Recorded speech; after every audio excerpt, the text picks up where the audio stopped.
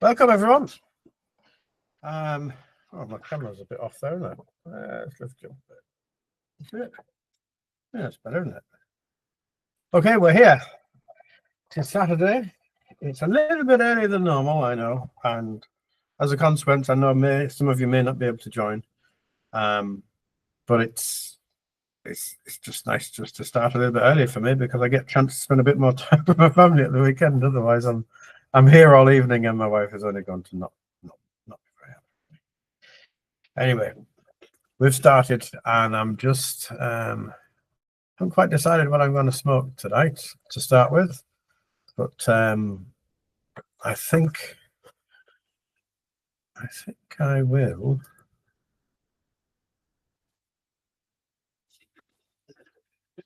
I'm not too sure. Will I have a Solani aged barley flake or boil yacht or standard mixture or something else?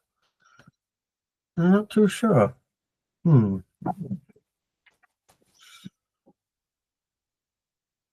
Not too sure.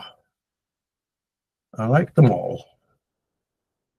Oh, I could go with the Scottish mixture and be totally out there.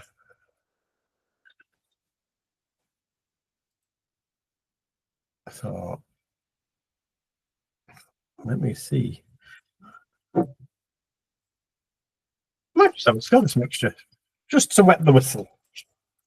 It's been a while since I've had some, and I'm actually quite fond of these McBaren blends. I never thought I would be, but I can honestly say I'm really enjoying them, and they're going down really well. And I'm out of filter pads as well, so I'm having to smoke everything now without a filter pad. And I know I should just order some, but I don't have time. Might order a few tonight. I don't know. There we go. Hi, Gary. Are you joining us on Meet today?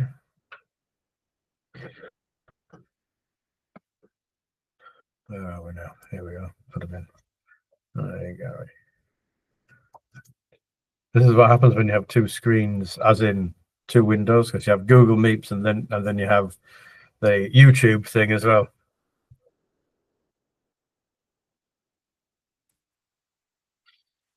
But anyway, I got your email and I replied. Did you get mine? Hopefully you did. You're in the middle of front still, aren't you? Never mind. Can't win them all.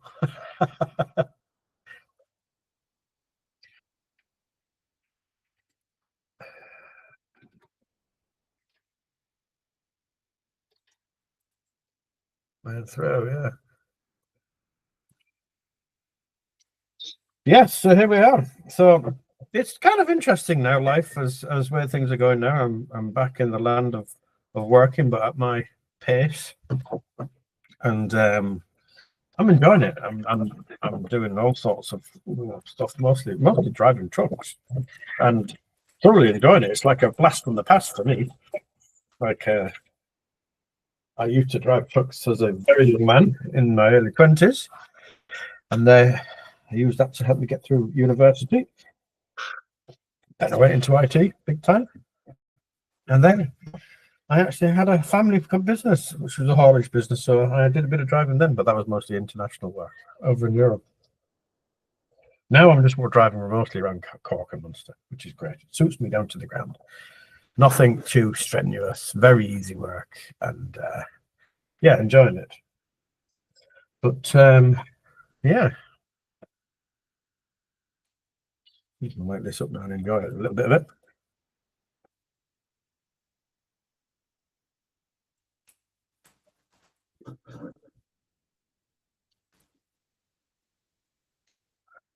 Yeah, takes a while. I've got a few. That went a bit funny. Welcome, Gary. Hello. How are you? I'm really well. Are you? I'm good, yeah. I left here as well. I went to. So whereabouts are you now? Oh, you've dropped off again. Oh, no, you're not. I looked at the wrong window. I have Google Meets open in one and then I have the live stream in another so I can reply to the chats. What a difference a fortnight makes. It was dark last time. There's still a good bit of daylight now. Yeah, I mean, there is this. It's light, yeah. But it'll stay light quite late as well. And I'm an hour in. Well, European time, and I'm an hour in front of you. So it's kind of 25 to 9 here. Yeah. I'm trying to get the bloody volume going. Speaker. Yeah. That's better. Can hear you anyway. I can hear you too. Excellent. So we may not have quite so many people on for a while because it's a bit earlier than normal. But as I said in my little short, if I start late, I finish late, and then I don't get to spend any time with the family. And, that kind of makes sense, eh? Not really good, is it? But we're making plans. The wife and I were heading over to Spain. Are you really?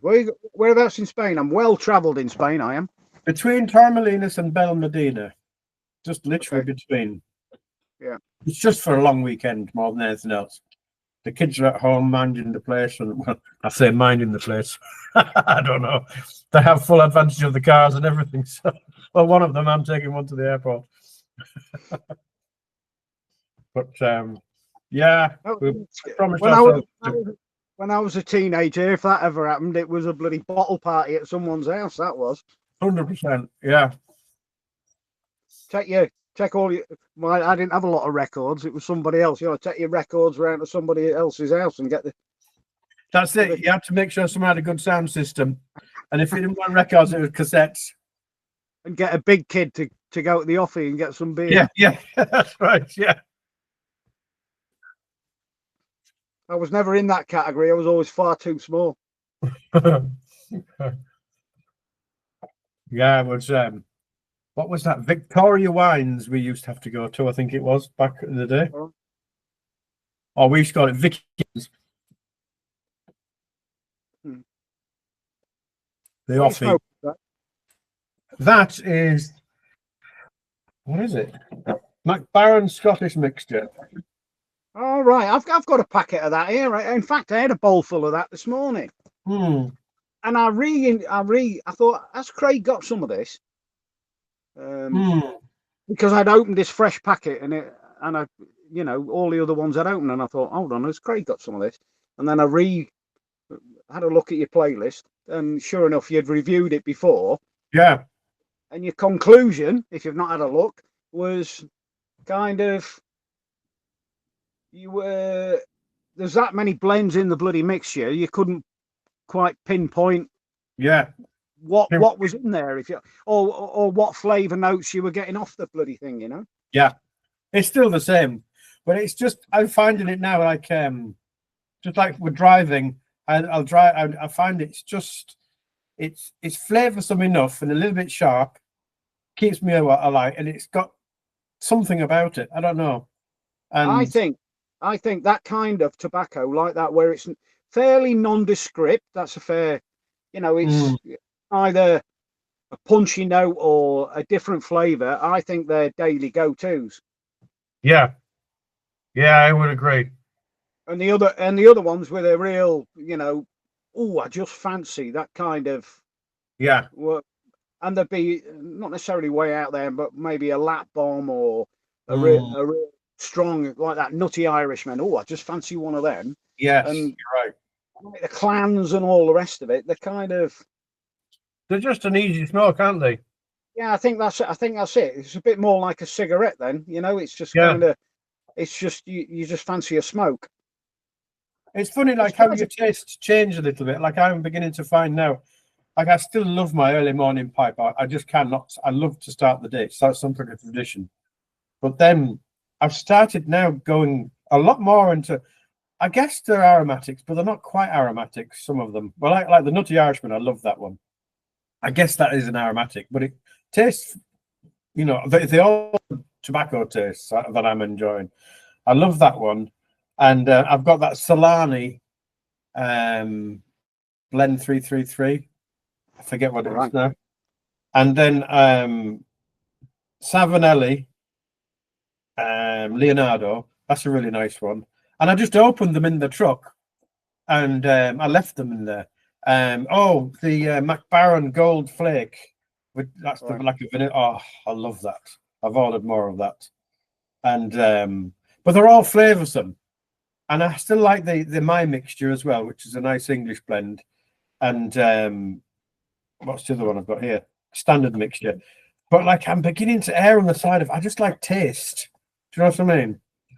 Not just tobacco taste, but that a little bit extra just throughout the day. And as I'm driving along, and I just think, yeah, I'll try a bit of that, and I end up, oh, that's nice, yeah. And again, I like the nutty flavors and vanilla flavors, and I'm quite partial to that. And yeah, as you're driving with the window down and you've got all the air coming in, it's lovely. It's different experience as well, rather than just sitting in a room on your own. You know, I love it. It's a great job. It's one of the few jobs in the world that you can actually, smoke a pipe and work at. Like, you couldn't do it at your desk, could you? But driving long distances, there's nothing else to do, is there? Exactly, yeah, it's great. And put on the radio and smoke my pipe and let the day go by. I look at the sat nav and I think, Christ, I've got 8 hours till my next destination, if you know what I mean. What else do you do? I pull into one of them French, the rest places, like brilliant rest places at the side of the road. Yeah. Fill up my pipe, get it sparked away, get it going properly, and away I go again. Big pipe. The way I've started doing it now, I have these little stands that I made. I 3D printed them, and all right. You can see that, can you? Yeah, can you? And the pipe just sits in it on the dashboard, and I've got 2 of them in the truck. So I preload 2 pipes. I just stand them at the front with the lighter and everything there. And I say, right, it's time for this one. Smoke it away. And the other one's just waiting. And then, but that usually, because I don't do massively long distance, the furthest I've done is about 3 hours now. And yeah, you just then run out of time. Then another one, smoke the next one. I think, right, I'm nearly there. Do I stop and reload or what? But it's great. It's like very calming and relaxing. And here's a question, Craig. For the average smoker, average pipe smoker, how much backy a week? Yeah, that's a good question. A tin a week? Because you could say, oh, well, we're all different. Yeah, but for the average cigarette... Yeah, you could get through a tin. Like, I found... 20 a day, See, with this pipe here now, my iron pipe, that would smoke approximately 25 to 30 bowlfuls if I had the filter pad in. If I don't have the filter pad, it'd be about 20, say. So that's not going to last that'd be about a week if I just smoked that one blend, say 3 or 4 a day. That'd last a week, wouldn't it? Yeah. So a tin a week. I reckon. Yeah, I'm a little bit more than that at the minute. I'm beginning to realise I'm more than that too. Now that I'm actually actively smoking them and just working my way through the blends, I have this dark twist, and I have it in a 100-gram tin, which I had in the truck, and I love that. I really love that now. Which is that one? Sorry. So that is McBaren Dark Twist. All right. Okay. I don't know if that. There you go. And they're like little coins, so it's like a roll that's sliced, and I just can't get enough of that. And I've nearly smoked a 100-gram tin already, which is twice the size of the normal tin. Do you know what I'm thinking? Jesus, I'm smoking a lot more tobacco than I used to. And some of that as well is simply because I've run out of filter pads. So you're putting more tobacco in the pipe as well. Right. I've discovered this last 2 weeks. I've kind of been working on, I was completely undecided, in even the word, unaware of what size bowl I need. Is there such a thing, and all that kind of stuff. And I've got that. I've got it all now. I've got it all weighed up now. I really have. There's 2 of the pipes I bought initially. The bowls are far too big. I hadn't a clue what I was buying. I just bought a pipe. Yeah. Not a clue about the dimensions of the bowl, you know, how that suits you and how that suits maybe what type of tobacco you're smoking. Yeah. But I've got it all. I've got all that. I've got the measure of all of that now. I really have. And what's so your conclusion? Right, I'm going to buy, as soon as I get home, I'm going to buy a Falcon pipe. Okay, yeah. And the reason, one of the main reasons is lots and lots of it's interchangeable. Mouthpieces are interchangeable. Yeah. Bowl sizes, bowl types are interchangeable. And then I can have a little bit of play with, well, I don't like that mouthpiece, I'm going to get another mouthpiece. And then eventually, once I've got the model of it all and the bowl size that suits me perfect, I think I know what it is. That's when, at that point, I think, right, I'm going to get a real bloody, a really, really nice pipe. I don't want to, I think I've said before, I don't want to bloody shell out 150 quid on a real good pipe, only to discover that it's not really what I wanted. I agree. Yeah. I suppose you just get used to what you've got. But that's the other side of it. You know, you can overthink it sometimes as well. You just, like I found, you see this one, this is the fawn pipe. Right. Okay, so this actually smooths really freely. Smokes rather, it flows. Is that classed as a bent billiard? It's a billiard, but it's only a very, very slight curve on the end, look. So it's more of a straight, but the angle here is just, see, this one here would be perfectly straight, look. Yeah, I think that one's a bent. I think that one's a This billiard, one's isn't it? ever so slightly off, look. But this is a bent one here, look. See the shape? It's totally different. See this part here? It bends up, whereas this doesn't. It's almost straight. It's a quite unusual one. It's nice. It's kind of a bit of between. I really do like the look of that one, actually. With a slight bend in it. This one. Yeah, I do. And then the Savinelli, which is similar as well. Look. That one, the ones I've been yearning for are all Savinellis. Yeah. And they're all kind of that shape, bulldog ones and apple ones, and you know all that. Yeah, kind of thing. That's what I really want. Hold on, that's 186 quid. However, if you go onto smokingpipes.eu, you can go to some of them have like seconds. Like you can buy what's called Irish seconds, and they're all Petersons and such like that didn't quite pass quality control. And there's honestly nothing wrong with them. And I've seen a lot. I think do they call them rejects? No, they call them seconds. All right, okay, because I have seen some advertised as rejects. Yeah, well, it's the same thing. Well, they've just didn't quite cut it. Yeah, didn't quite cut the quality control standard.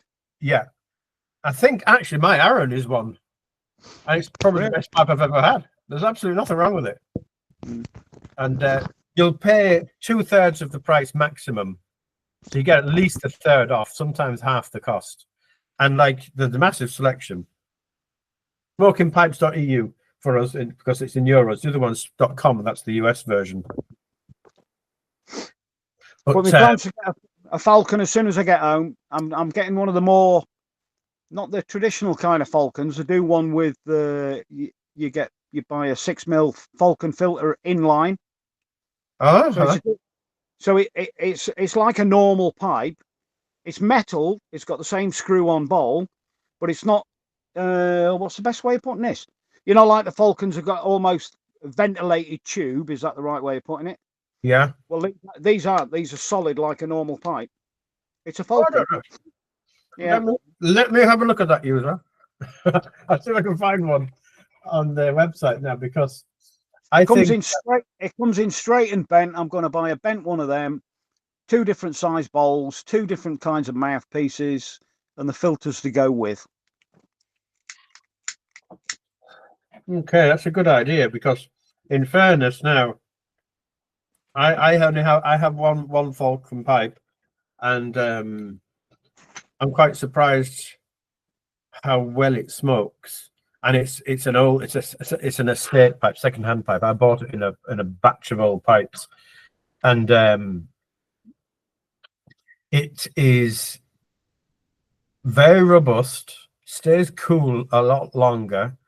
I've not used the filter pad with it because it's just the way it's set up, and no filter, and it smokes. The only problem is it's ghosted it so much. Like the only tobacco I can really smoke on it is Condor because it's completely ghosted it. Really? Oh, 100%. So if you want, can't you ream that out even, Craig? I have tried. It's just literally impregnated into the bowl.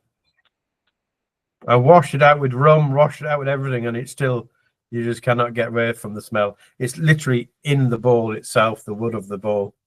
I wonder if that reflects the quality of the Brier that was used. That one was more porous, or I'd say it would be fine.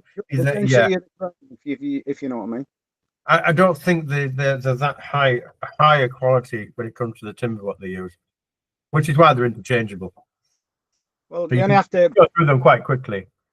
In my research, when they're going about top grades of Brier at Savinelli's, they're 350 quid. Oh, that's a lot of money. And that reflects maybe the craftsman that made it, maybe their master craftsman that made that one, but also just like gun stocks, and I'm quite with guns. Yeah, that's where the bloody money is, in the quality of the wood they're using. You know. Correct. Yeah. So yeah, the real high end Brier is expensive, and they're even more expensive now because they're becoming harder and harder to obtain. Simply because, like the crowd in Italy, I forget his name now. Oh, he's a real popular fella. He was struggling to get them. He's struggling to get people to get them because it's a very low-paid work, and it takes years and years and years for it to dry out. Like they keep them in water for years.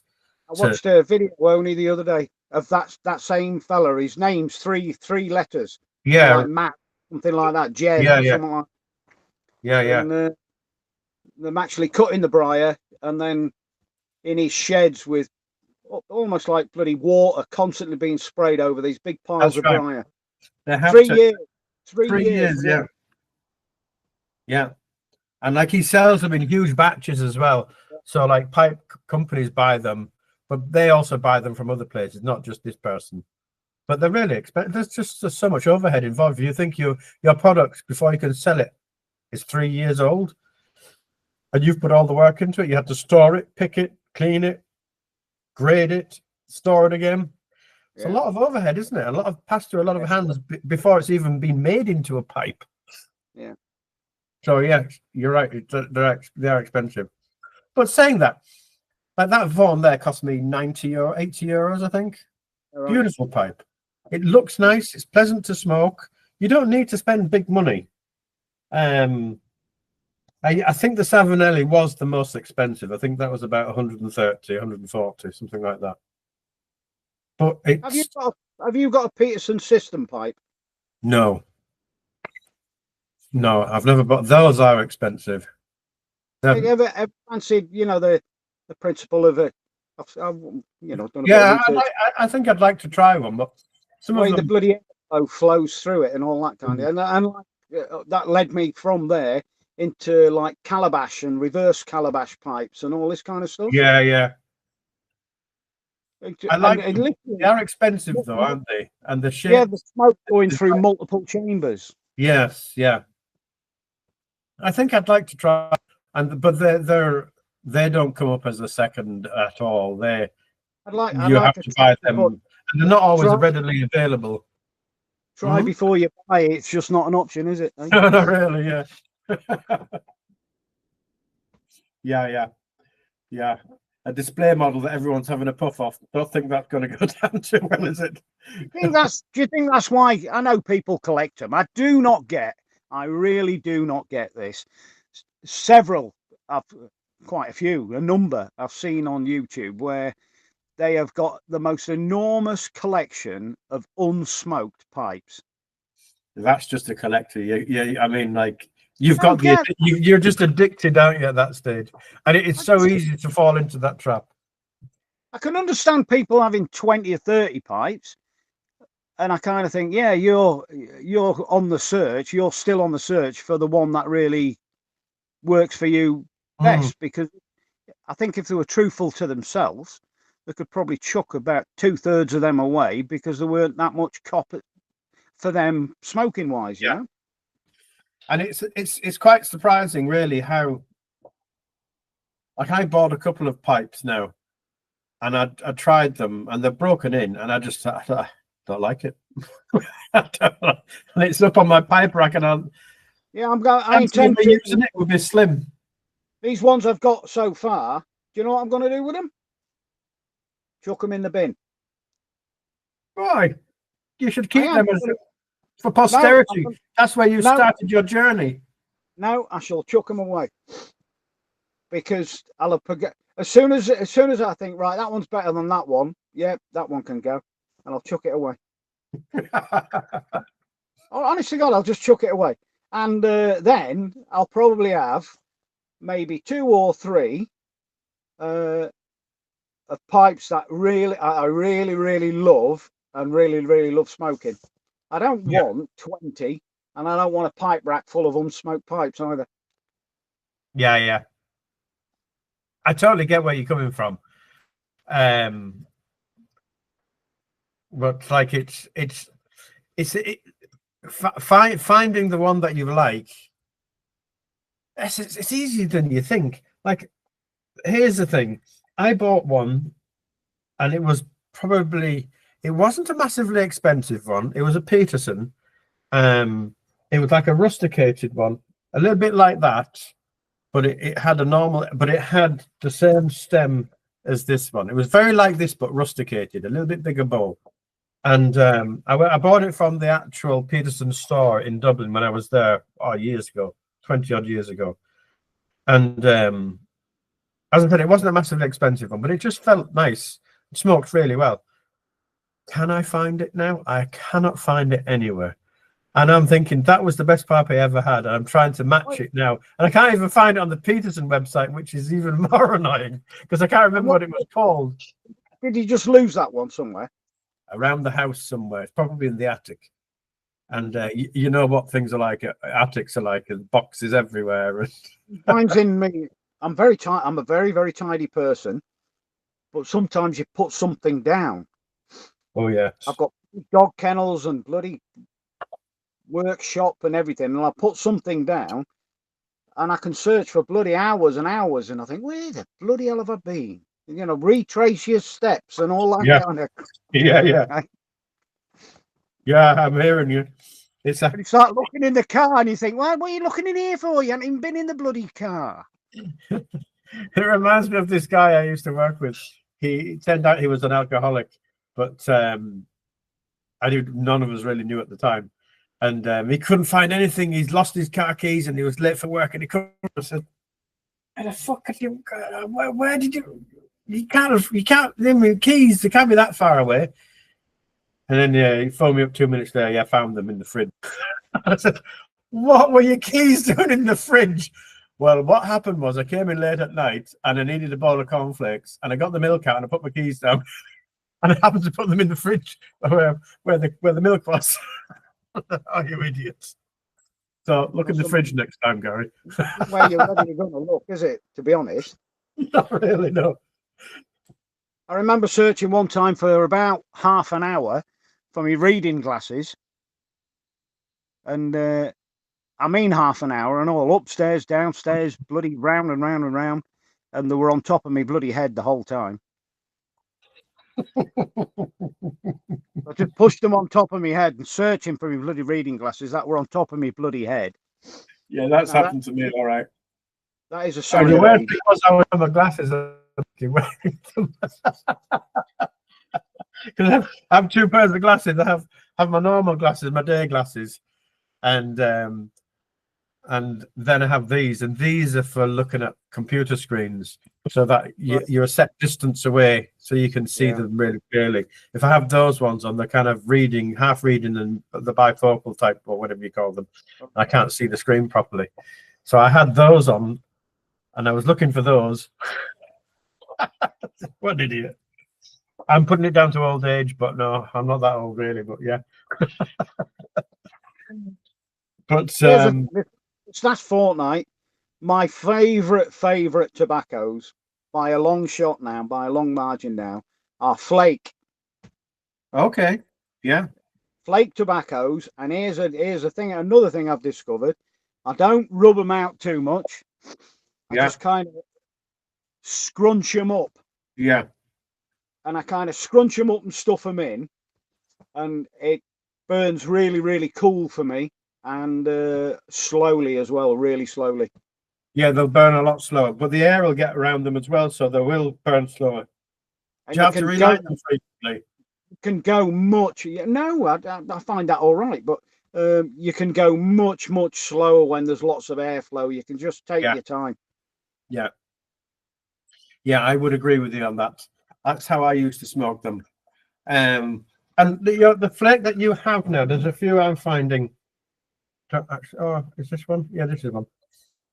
Some of them are really wide, so if you rub one out, I find it's too much to go in the pipe, so I end up flicking the rest of it in the tin. So at the bottom of the tin, I have a whole heap of already rubbed stuff out that I can load every now and then. And some flakes are quite narrow, and it'll just fit in quite nicely. I don't know why what the case is. Probably the thickness of the slab before they start chopping it, isn't it? Yeah, without a doubt, yeah.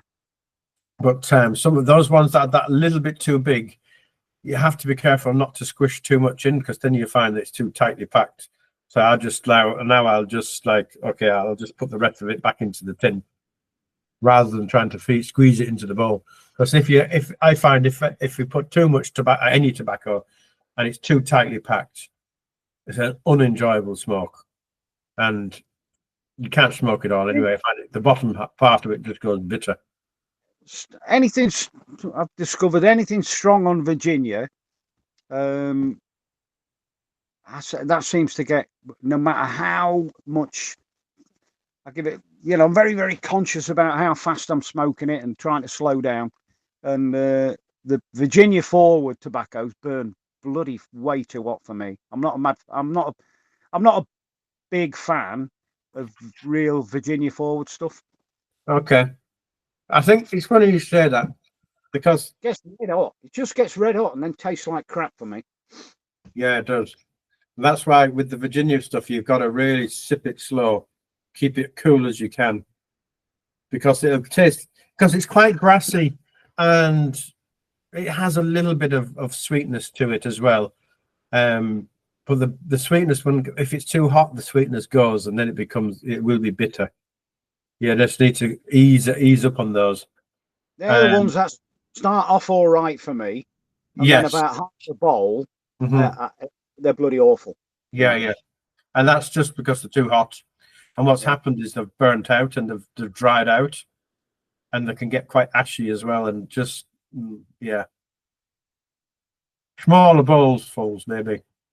Yeah, and that's what I've been doing. So the ones that are Virginia that I've got, or Virginia forward ones, I've been smoking them a little doddy pipe, and you've finished it before they've got chance of. Yeah, and that's the trick, isn't it? With time, with the tobacco, you'll find that it's just beginning to go off the flavour, and if it's just beginning to go off, stop.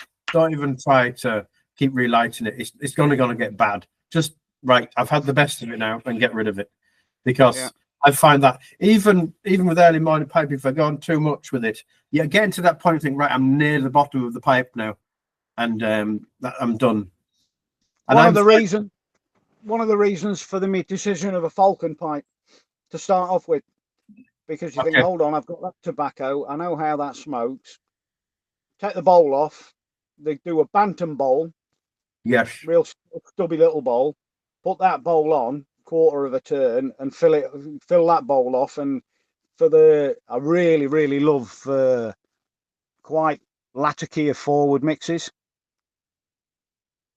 At the moment, I do. They reckon you go like that, but I really love Latakia forward stuff. And that for me, out of a big bowl, is just brilliant. It's slow burning, cool burning. Yeah. The bowl lasts forever. Doesn't get hot. Lovely. So a big bowl for that, and a bloody little short stubby bowl for the Virginia forward stuff for me. Yeah, there you go. You see, that's why you need more than one pipe. But that the Falcon gives you that flexibility, really. They're a very robust pipe as well. Like I use that at work a lot, and you might drop it sometime, and you're not so fussed about it neither. And that's important, when you use. We do 4 depths of bowls, Falcon. Yes. From really, really massive chimney ones down to a large, and then a standard, and then a bantam. And all the different styles of bowls in all of them different heights, really. Correct, and Meerschaum lined bowls as well. Oh, do they? Well, I want to try one of those. Well, like, what's his name? Yorkshire Chuffer, Frank there now. He has one. Sent me a picture of one. And they also come with a bantam pipe itself, the actual stem. It's a little bit shorter. Right. So, like, you get the standard stem and then the bantam stem, which is a little bit smaller. I was looking at those and they look quite good as well.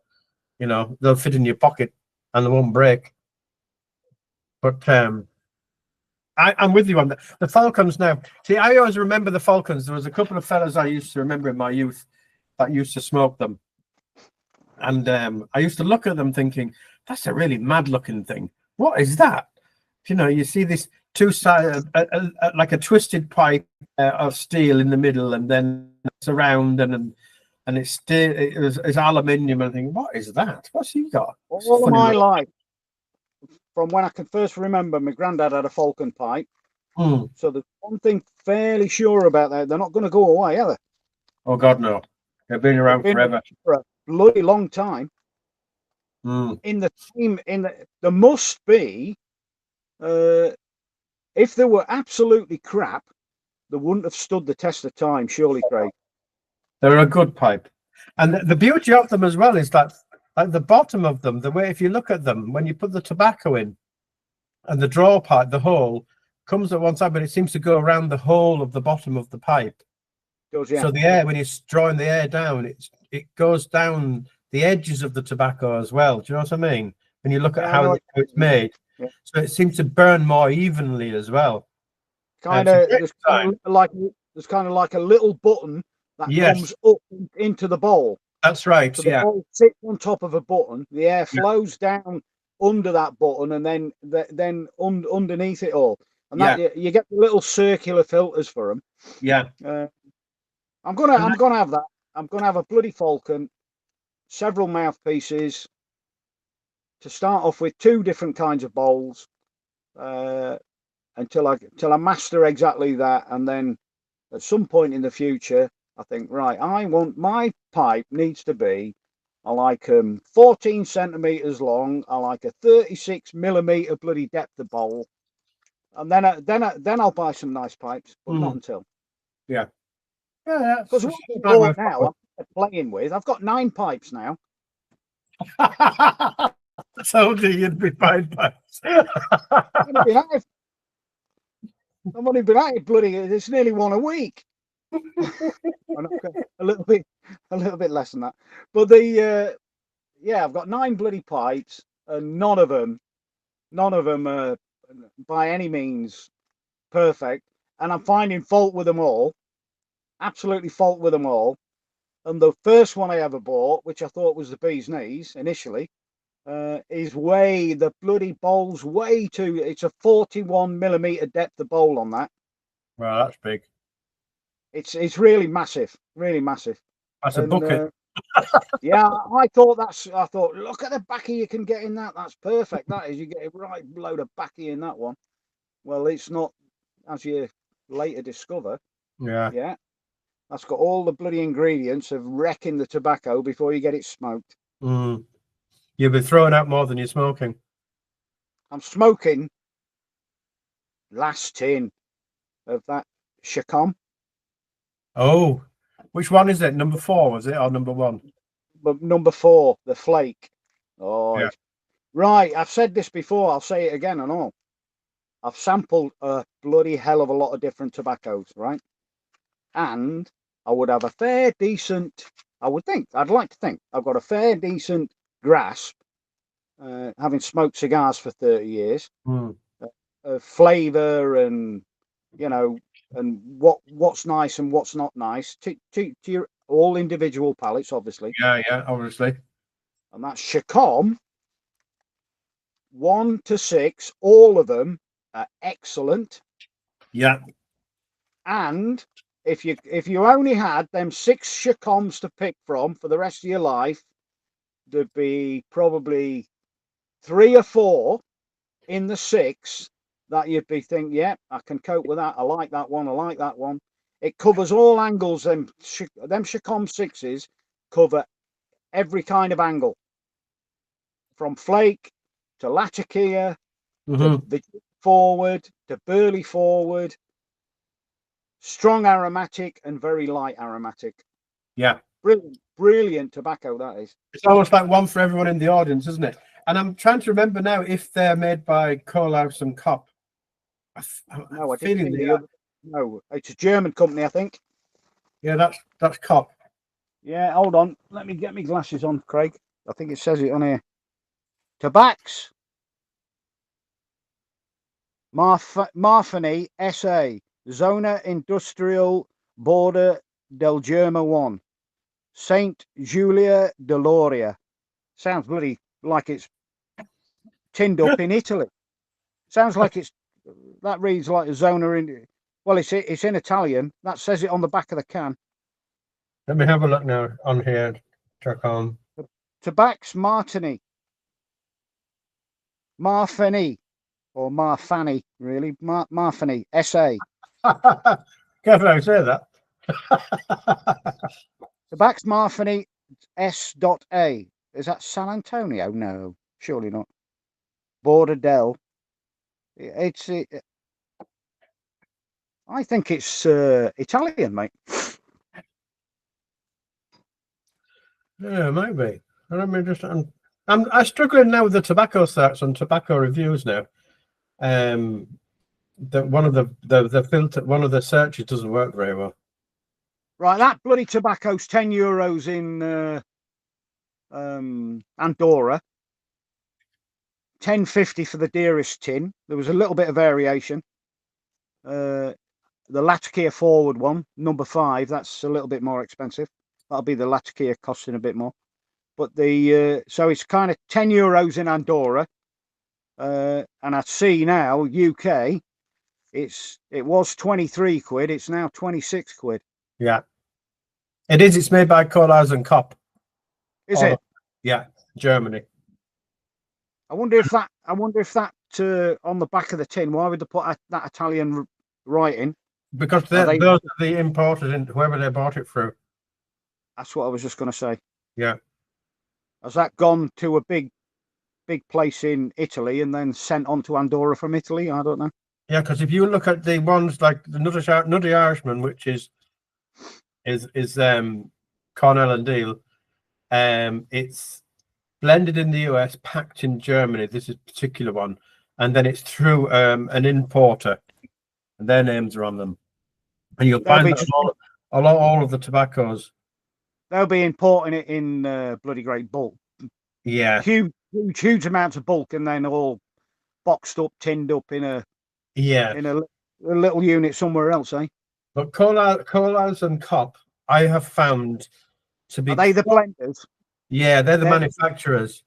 I'm finding that they make some of the most beautiful tobaccos. They do the same ones. They do, I think, Solani, Sakom, and Savinelli. They do Savinellis as well, and many others.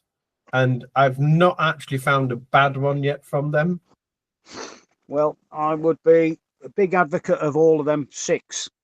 You think out of the 6 of them, out of 6 different styles and varieties, there'd be a couple of 3 in there that you didn't like. Well, sorry, all of them are bloody delicious. Yeah, and all it's good. Lovely. Yeah, the number 1's in English. No flavourings or toppings. It's bloody lovely. You've reviewed that one as well, haven't you? Yeah, I have that one. I like that one too. It's really number 2's a bit of a plum cake kind of thing. Yeah, I can't remember number 3 now. Number 5's Latakia. Number 4's a Flake, a Virginia Flake, and 6 is another Plum. But So the number 6 was the best seller in the UK. I did see that. wow. And that's the one. I thought that's the one I opened first. I thought, oh, that sounds the one. Yeah, yeah. And it wasn't my favourite. It's still very, very nice, but it wasn't my favourite. So, like, what you're basically saying is that if anything, you could live off the Sakom blends. Yeah, I could. So you're basically like, and then you like anything from Colas and Cop. They're just a fine blending manufacturer. They're just really good. You don't get that chemicalness out of them. I think they actually make some of the stuff for James Fox as well. And like you can as soon as you open you look at it, and you can see the texture of it. It's quite coarse. It's not too fine. It's not too dried. It's just really beautifully made. And obviously the tobacco that they source must be really top quality. Because like those blends, think about it, you're not going to put their name to a rubbish blend, are they? They're just not. Are they dearer? A little bit dearer than all the others? No, no, same price. Right. Yeah. And I guess like the price difference, as we all know, is just on the duty and VAT and import stuff, isn't it? The actual cost of the manufacturer is probably very similar across the board. Yeah. And you know, unless you get some of these that may be special editions and special, they might put a bit of an extra cost on top of those price on them. But like by and large, most of them are the same. You know, anything Perique seems to be a little bit dearer. Could be. Maybe it's just the sourcing of the Perique itself and the cost of that. I've tried, mate. You cannot buy neat Perique, pure Perique.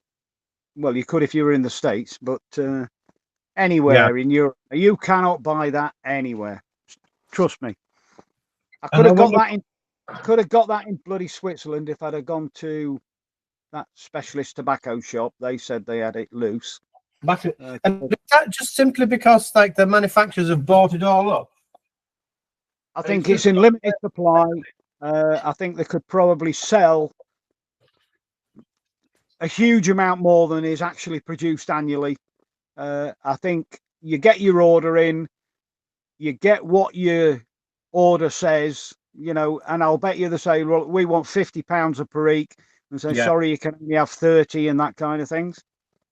And then when it's gone, they'll be using it as a condiment like they do, a real small condiment in their tobaccos.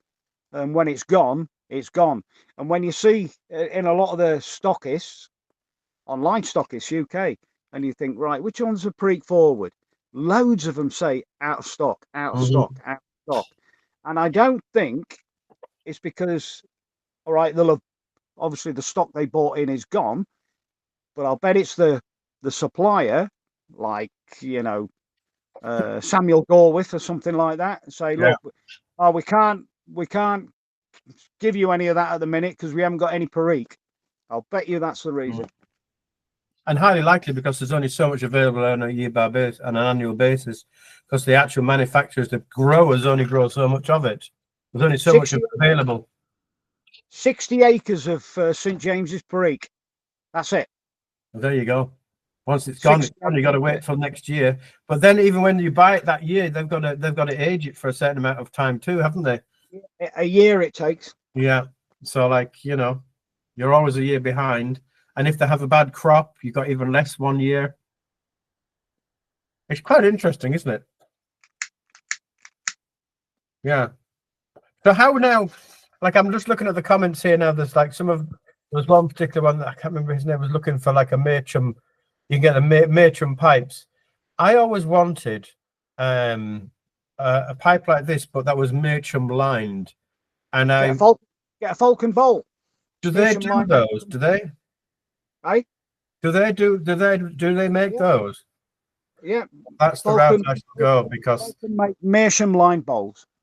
Because there was a company that was making them, and I can't find them anymore. And they just don't seem to be readily available easily. And the ones that I did see now were ridiculously expensive. I can't shell out 200-300 euros for a pipe to be, that's a lot of money. And some of them were like 400 odd euros. And think, good grief, that's a collector pipe. I can appreciate the artwork on them, when they're all carved, beautiful on them, but it doesn't appeal to me. No, I don't like the look of them. I have one, and I don't smoke it. I just find it cumbersome in the hand. It's just a big old thing, and unfortunately, as well, they don't slide and they're screwing. The one I have, anyway, and the thread on it's threaded too much, so when you have it, you're kind of crooked like that. So I thought, yeah, but I'd like to try a lined one. So if the Falcon do one, that would be interesting. I should try that. I was only looking yesterday. Chris has got to go now. See you later, Chris. He's got to go take his dog for a walk. We do about 6 different bowl styles of Meerschaum lined. Yeah. So I was on about Bantam, Standard, and the large. Yeah. Maybe see if I can find them now. But if I recall rightly, 38 quid for a Meerschaum lined bowl. Well, that's reasonable. Right.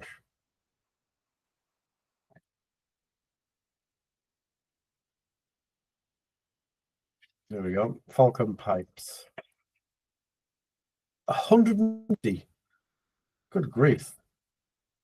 Oh, it's all the separate. I'm just on that Miss Moran's website, and I've clicked on the pipes, and it shows there's over 150 at Falcon, but that's because they're all the individual types, as you said. It's all the individual components. Okay. So how do you find? Yeah, filter that to bowls. You'll get the bowls, and then it'll give you the different kinds of.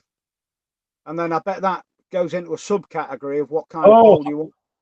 Yeah, they've got Hunter, Standard, Rustic, and Standard Smooth Meerschaum. Okay.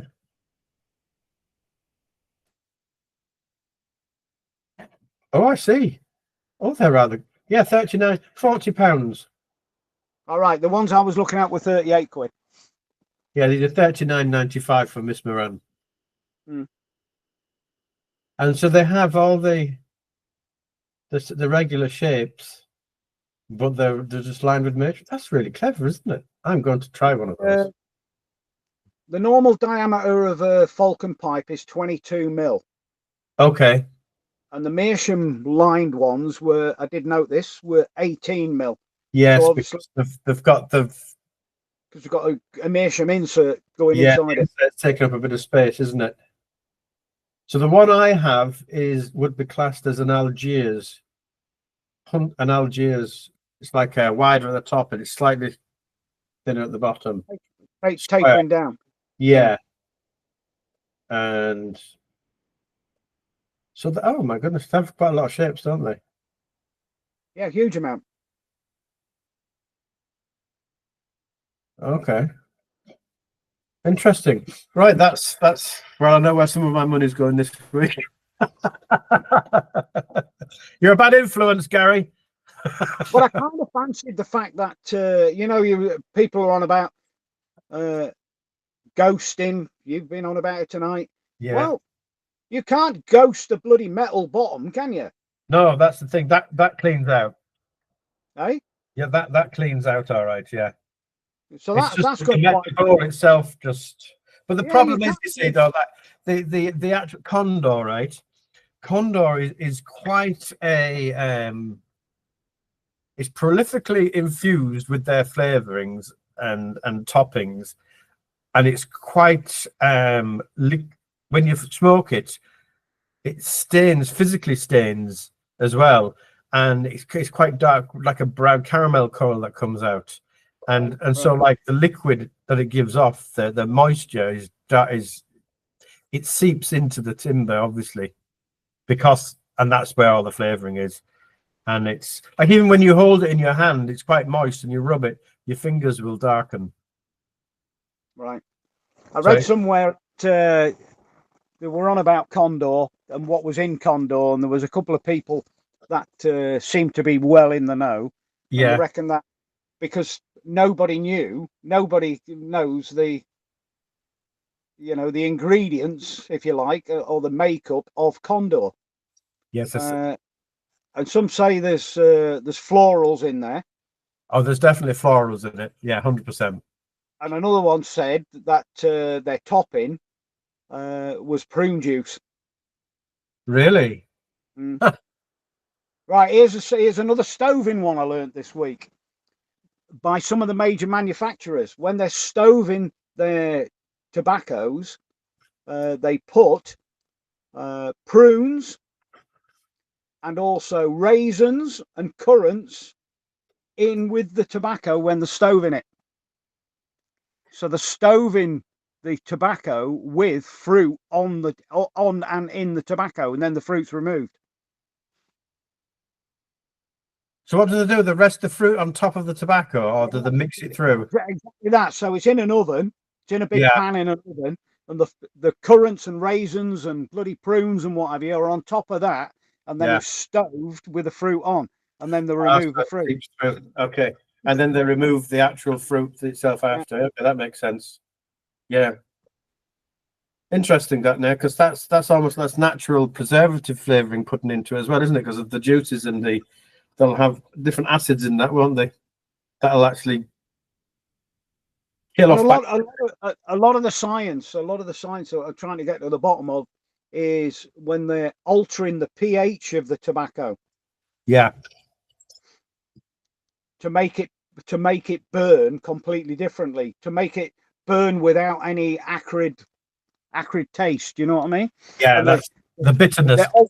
They're trying to neutralize the acid in the tobacco. Yes. And some of them use pineapple juice is one of them. Oh, really? Yeah, pineapple juice is one of them. You should say that now. Yeah, I'm fairly sure now that is in the Erenmore.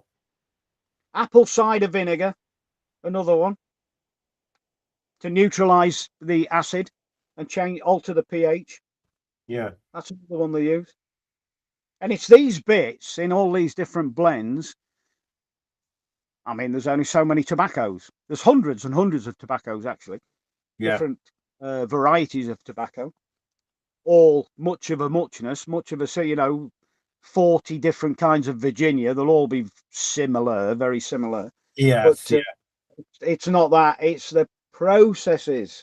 Correct. It's the processes that give us that unique flavor and taste. And that's where the blenders come in. That's where their expertise, and where they'll say, we'll have a little bit of this, and this will offset the taste from that, but it'll enhance the taste in this. And that's experience. Like there was one particular chap that I was watching recently, and he used to work in McBaren's. Jorgen, is it his name? Jorn? I forget his name now. But when he talks so knowledgeably, and it's just amazing to listen to him. And then you'll listen to some other blenders, and I just think, I'm not too sure if they know what they're talking about. They're adding this and they're putting a bit of that, and then I'm thinking, that doesn't sound right. Like some of the Cornell and Steel stuff is nice, but some of it is like, that doesn't sound great at all. Do you know? Have they thought that one through? And then they'll have a small batch of that, and everyone will buy it. And some of them will say it's wonderful. Then there's a lot of them saying, well, I didn't like that one. And then you'll find it all for sale again a few weeks later because they didn't like it. They've all bought 10 tins of the stuff. I found that they didn't like it. And others love it. One of the things I was looking at was casing and toppings. Yeah. Toppings, this was from one of the master blenders. He said toppings in general are bitterly disappointing. He said you can do what you like with topping and it all sounds brilliant, but to actually get any kind of flavor off it in the end is very, very difficult to achieve with a topping. But they use that for the room note, don't they, rather than the flavor? That's what he said. Toppings were all about the room note and not flavor. Yeah. And casings, it said that a master blender, he said, believe you me, he said, every single tobacco you ever smoke is cased. Yes. Even if it says they're not. If it They says are. no flavouring, they're definitely cased. Yeah, but they're all cased. Yeah. And he said some of them will achieve, some of the modern ones where they're very, very strong flavoured, they're cased as many as 8 times. Wow. So they're put in an oven, right? The casing's put on, lathered on with propylene glycol or glycerin. Yeah. Put in the oven, brought back down to a very, very low case, Yeah. and then brought out again, put under the sprayers again, back in the same process, and they'll do it 8 times. And you get a build up, and you get that build up on the tobacco. Yeah. To where he said the ones that are really heavily, heavily built up, you could take them out of the pouch and put them on the table and go back 24 hours later and it'll be no different. Yeah.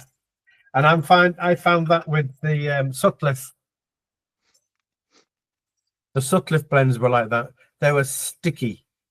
There's that much humectant on them Yeah. of a type that they really just cannot don't evaporate.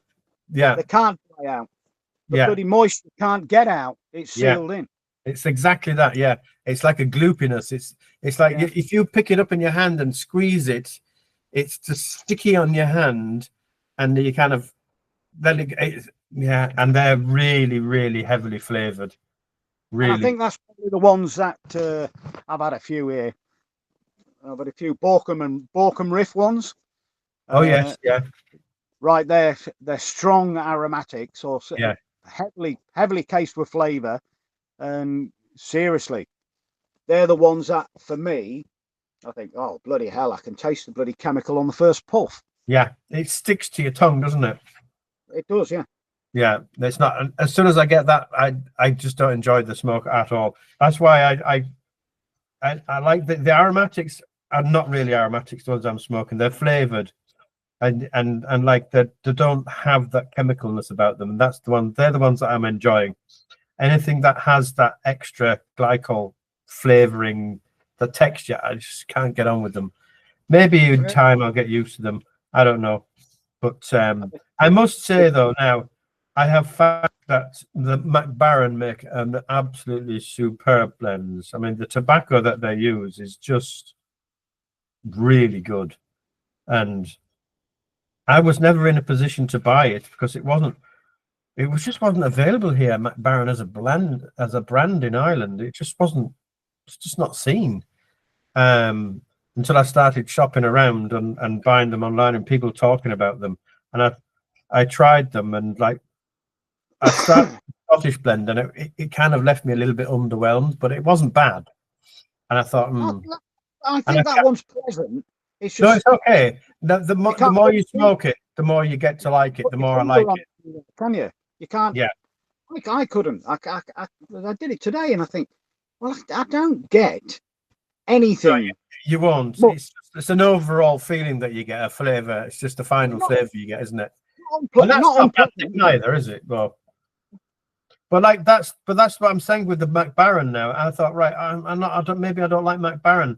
So, but I think no, I'll try a few more, and I got a few more, and I got a twist, and honestly, I just fell in love with it, and I thought, wow, I'll try a few more, and I tried a few different ones, and they're all the same quality. They have this certain texture about them and feel about the tobacco. Comes out of the packet or the tin. None of them are moist, but they're not dry, if you know what I mean. And they don't. Yeah, they're perfect, aren't they? Yeah, they're just amazing, and I'm so impressed with them. Like their quality to them was really high on their agenda.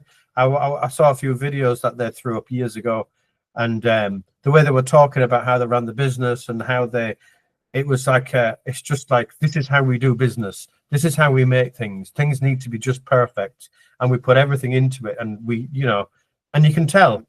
Sad thing now, obviously, that they're being bought by the ST group, and I'm thinking, I hope they continue the same processes, because you'll notice the difference if they don't. But like, yeah, it's a great blend.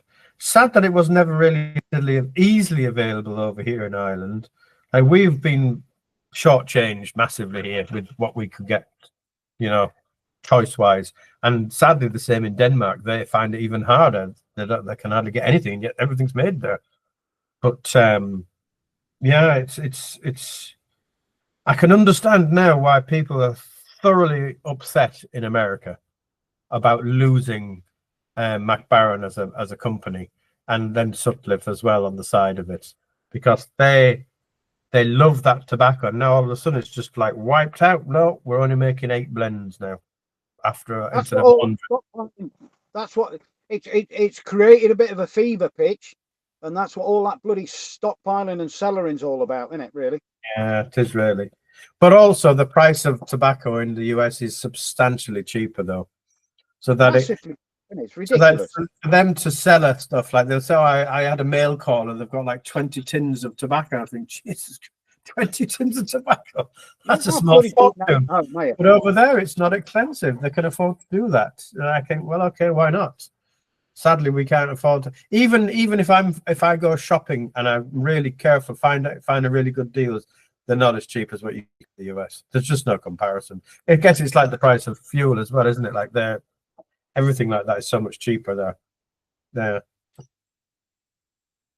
I'm just lighting up some dark twist now, some McBaren. I was talking about it. I think I'll try some again now. Did you try it yet? Dark twist. No, I haven't been able to. It's been. I think I said, if you read that email, it's been very disappointing. I've visited dozens of tobacco shops. The biggest issue, Europe-wide, Belgium now. That was much earlier on in one of these. I said that. That's right. Something going on in Belgium. It's going to all change on April the 1st. So it was before April the 1st. I said it, and now Belgium's gone the same way as the rest of them. No display. So everything's got to be behind counter, and you can't see it.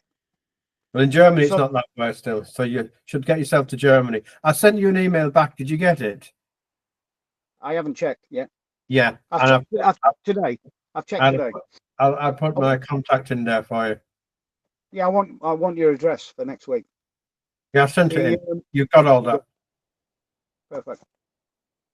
Yeah, it's been well, language barrier, but I'm not too bad with languages. I'm really not. But then when you say to maybe a shop assistant in a shop, you know, can I see a selection of bloody pipe tobaccos? And she's trying to say, well, no, I'm not allowed to do that. Oh, yeah. So you have to know. But they do.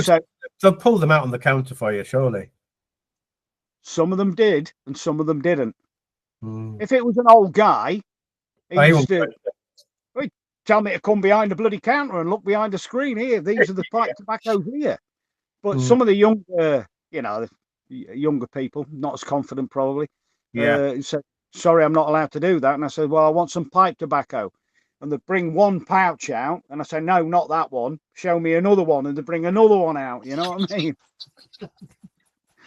So I'd say, right, I'll have that one. Show me another one. Right, I'll have that one. Show me another one. Right, I'll have that one. Crazy and awful, really awful. And Spain and France. I think I've said this before as well. There's no online. You can't buy any tobacco online. See, that's the death knell, isn't it? They can look at tobaccos, but I'll guarantee it'll be on a German or a British website, because there's no French websites sell tobacco. Wow. Same in Spain. So it's the same here in Ireland, actually. But there are a couple of shops that are allowed to do it because they got a special dispensation. But the rest can't do it online. You have to turn up away with it in France if it's a tobacconist, but it's got to be just purely a tobacconist shop. If it's tobacco and news agents or tobacco and lot reseller, that kind of thing, I've noticed the tobacconists tend to sell stationery for some reason, but that's what they do. But if they've got a multi-use, right, it's all hidden behind the counter. And if it's a tobacconist, you're not allowed to go in there unless you're 18. Oh, that's right. Yeah. So they're allowed to display it then, but the secret is to find the tobacconists that are, because it doesn't say on a website, that are just purely tobacconists over 18. They're having a laugh at you here now, Gary. Look, they're saying Gary doesn't know the secret word. Cash. But they're also saying, but you are the tobacco baron, so you know. Well, the selection of tobaccos right the way across. I mean, I've done a fair old jaunt round sort of this side of Europe, our side of Europe, this time, several countries, and bloody awful selection of pipe tobaccos. Awful. It's nearly finished. Bricks and mortar, they call them in America, don't they? Bricks and mortar shops. Buying tobacco is pretty much the same in Europe as it is at home, because it ain't no different. It's no different at home now, is it? Well, here now, we don't have any bricks and mortars tobacconists anymore. Well, we do. I know of 3. There's still quite a few in the UK, you know. The UK, they're quite plentiful, yeah, but not here in Ireland. And the only other options is petrol stations or fuel stations and supermarkets. And once again, you have to ask them, and they'll pull them out, and they don't have no idea. And they open the drawer and they'll bring you out one and say, "How about this one?" No, it's Cutler's Choice. That's not a pipe tobacco. No, put that back. Okay. What are you looking for? Well, what have you got? I don't know what I've got, because no one knows anything about pipe tobacco anymore, do they? You see, it's not in vogue anymore. Ask them what cigarettes they've got, and they can reel it off. You know, they're no problem. But tobacco, nah, not enough people go in for it. So most of them don't even bother stocking it anymore. And I'm not even sure that they have to have a certain amount. That's obviously the way they're going to legislate it out. It's just legislating the way in which it's sold. I mean, make it harder to sell. That's happening now, isn't it? It's happening. Yeah. The here and now, exactly here. Yeah. They're chipping away at it permanently, aren't they? Yeah. Because changes have just happened last month. This month, we haven't got out the month yet. This month in Belgium, changes have happened there in Belgium, and it was only, when was I last in Spain? Last year, I was in Spain. This time last year, none of it was like that in Spain last year, and it's changed in Spain in that short time as well, to no display, no internet selling. So that's the way they legislate it all out. Yeah. You can't bloody buy it. Mr. Wallace, no, I haven't tried any more Bayside. I still have it here, look. Oh no, but I tried a few bowls of it, and I thought, no, can't get on with that anymore. What's that one? Bayside. All right, where I've never heard of that one. No, that's from Asda. I think Frank sent that over to me. It's actually tobacco and sold as pipe tobacco, but it's actually roll-your-own stuff. I told you about that one in Spain, where the law apparently states that if it's cut any less than 0.8 millimeter, it's hand rolling tobacco for cigarettes, and anything above 0.8 millimeter is classed as pipe tobacco. So a lot of the hand rolling tobaccos are cut at 0.8 millimeter, so there can be. It's got pipe on the packet, but it's not pipe tobacco at all. Yeah. Yeah, that's it. I made a good few mistakes. We all have. But I've already done that with been making Cavendish in me van, and I've made some fabulous bloody Cavendish tobaccos out of very, very cheap Virginias and maybe Virginia Burley mixes and stuff like that, but jet black, completely jet black Cavendish. A couple I've tried casing them with flavors to limited success. I haven't got that bit right. And I think I just mentioned about I think that's not what I expected. Well, then I delved into it deeper and deeper and realised that, well, they're doing that process 6 and 8 times over. Yeah, and in a very controlled environment as well. Yeah.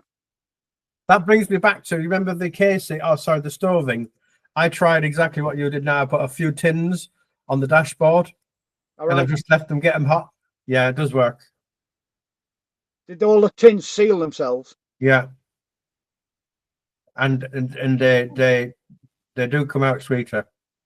Mine were that hot the other day. Mine were that hot the other day. I couldn't even get one off the bloody thing. It was too hot. They've been melting away into your dashboard. Honestly, they were that hot the other day. I couldn't even grab hold of one. It was that bloody hot. Well, I tried. I've been trying that Ennerdale, and I still just I'm actually getting a flavour from it now, after I've stoved it on the dashboard, and I find it a little bit bitter, to be honest. I don't enjoy it yet. But that stoving will sort all that out. Well, the Yorkshireman in me is not allowing me to throw the tin out. I've got to smoke it and get my way through it. A lot of the mixes, a lot of the proprietary mixes, it'll say like several red Virginia and yellow Virginia, and they don't call it red and white, they call it white burley and dark burleys and stuff like that. Well, the difference between the colour is the leaf on the plant. The higher up the leaf are the red leaves, and the lower down big bloody giant leaves are the yellow leaves. Okay. Strip the leaves off as a plant. So they take the bottom ones off first, and the ones that are right at the top of the bloody plant are the ones that get really, really dark. But the other one is the fact that the red Virginias are stoved, and the yellow Virginias are not stoved. They're just flue cured, air cured, Yeah. So they got different. Same leaf, just different process. Yeah. But I guess that's how they bring out the different flavors, isn't it? And so then they'd use them in the blends in a different way, don't they? Changes it. It alters sugars, doesn't it? Brings them more sugar forward. So tell me now, out of all like the tobaccos that you've tried and other people here now that have tried, and how has your flavor profile progressed now? Has it stayed the same, or have you now expanded into different areas? Are you now smoking something totally different to what you started with? Right, you could now fill me pipe, blind test me with fill me pipe, and I'll tell you what's in it. So I can now I know what the Virginias are, and I know what the Burleys are, and I know if there's any dark fired Kentucky in there, and I definitely know if there's Kentucky in Latakia in there, without a shadow of a doubt. Yeah. Even to the extent Latakia wise, I'll say that's only about probably 5% Latakia in there. That one's 20%, that kind of thing. So now I've got a good knowledge of the tobacco tastes and how they are used in a blend, and I've made up 2 of my own blends, and they're lovely. I made one up the other day. That one. Well, you went to town on that one, my friend. There's plenty there. I hope you like it. It's fantastic. It's absolutely knockout. Absolutely delicious, that one. And there's about a pound in that. So you made the blend, but did you make that from other tobacco blends itself, or how did you get to that stage? I've got my own. I brought about 4 pounds of tobacco with me. This is your homegrown. Yeah, so the bases of all of them, the forward elements of all of them are mine. Latakia, I bought that at home before I come. I had 4 tins of Latakia, pure Latakia. I could have done with a little bit more, because I wanted to make that one there. I wanted to make that really about 40% Latakia, and I didn't have enough. That's a lot. That 40% Latakia is quite strong. And Latakia and dark fired Kentucky mixed evenly, that's fantastic. That is mixed half and half. So if you're going to put the Latakia in, put the same amount of dark fired Kentucky in. That's bloody delicious. That is delicious. They're a match made in heaven. Yeah, Kentucky and dark fired Kentucky and Latakia, without a doubt. And both here's another one. Clan is the friend of everything. That's a honest to God, you could put Clan equal portions to just about anything. There's so many tobaccos in Clan that it will blend with anything, and it's friends with everything. Clan is. So if you're not mad keen of Clan and you've got some Clan, it'll blend pleasantly with just about anything.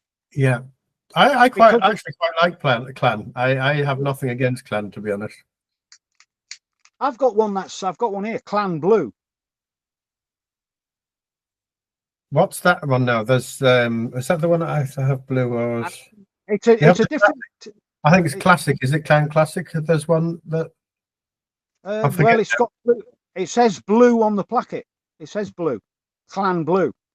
Okay. And it does taste different to the normal green tartan Clan.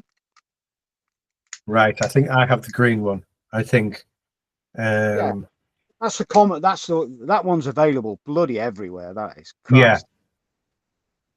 So where did you get the blue one from, though? Was that on your travels? Spain. I bought that one in a tobacconist in Spain. Okay. Because I do know they market different blends in different parts of the world, and they don't sell them in all the same places. So Clan. Actually, there was a guy now from Holland who made a comment about the Clan, and he was saying how it was actually designed for Italy, for the Italian taste. I think I can find this now because this is actually really interesting. Sorry, now let me just see if I can find this. Where am I going to go? I need to go on my videos. No, I need to go into studio. So bear with me a minute, because what he actually said was really interesting. I'm just pouring myself a drink. Go on, go for it. I'm just going to try and find this now about Clan. Where are we now?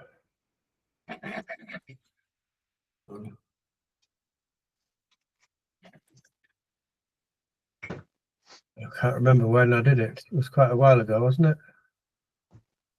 it? Cheers. Cheers. What are you drinking? It's a liqueur. It's a Spanish liqueur. It's called Pacharan. That's a very big glass of liqueur. Well, it's all right, it looks like it on the camera here. It looks like you've got a. It's more than that. That's more than a sip. It's a greedy glass full. That is really. Oh, here we go. It's called Pacharan. They make it in the Basque country. And it's kind of a bit like they use sloe berries, but they use lots of other things as well. And they use juniper for bloody everything. Yeah. And there's a bit of juniper in that as well. So it's quite florally. It's nice, pleasant. Well, now let me just see if I can find this now. Bear with me now. How does I do this now? How do I filter this?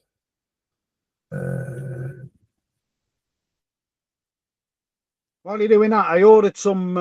It's already at home, and I've got one of the lasses at the kennels that works at my kennels. Yeah. I employ 2 people that work at the kennels. Anyway, her husband's a real gardener, and she picks up all the mail. And I got some perique. Oh, yeah. Got some St. James's perique seeds, and they should be germinating as we speak, because they take about a week to germinate. 10 days to germinate. and I've got an old cider barrel because I used to make cider at one time, mess about making cider. Of course And you did. I'm going to try and make Perique in the way that they make it, pressing it in a barrel. Yeah. It's not a bourbon barrel, it's an old cider barrel, which was, I think most of our cider barrels at home were sherry barrels. Well, it's a bloody ancient barrel. Yeah, yeah. Still watertight, still watertight. Well, I'm going to try in the wood timber, won't it? It'll leach into the tobacco. Yeah, I'm going to try and do it. It can't be rocket science, mate. It's just bloody ram it all in the barrel. I think the messing about bit will be every now and again, bloody taking it out of the barrel and dumping it out and putting it back in. But I'm going to try. Right, here we go. Listen to this. Clan pipe tobacco was originally created by Douwe Egberts in the Netherlands. This gimmicky tobacco was originally planned to be a limited run for the Italian market. The Douwe Egberts product development team did not expect much of it. Maybe around the Mediterranean, where people's tastes tend to favor more light and sweet, but certainly not in the Northern European market, thought to favor the more dense and savory. When Dutch holidaymakers found the tobacco while vacationing in Italy, however, they quickly demanded this blend to be made available in the Dutch market, and it became a big hit. The rest is history. The factory still exists today as Imperial Tobacco in Friesland, all the way up the north. And it was sold to STG. How long's it been on the go? I have so long. I've always known it. I'm 57. And before that, people who had it, it's been around a long time. Has it? A very long time. Yeah. So the mystery is like why a Dutch company from Friesland in the Netherlands would make a product specifying intended to be Italian market and name it Clan. And, you know, doesn't really make sense, does it? It's like I'm calling them Scottish mixes. What's the bloody difference, you know? I know, yeah. Just sales gimmick, innit? And a bit of tartan. A bit of tartan will make the, you know, you put tartan on any old crap and people will buy it, won't they? Yeah. We have the same problem here in Ireland. You know, when people come over, tourists come over, they'll buy they have all these tourist traps in Dublin where the coaches park, and then you'll find absolute nonsense. You know? Coming off with bloody shillelaghs and penny whistles and shit like that. Yeah, shillelaghs, whistles, iron sweaters, flat caps, you name it.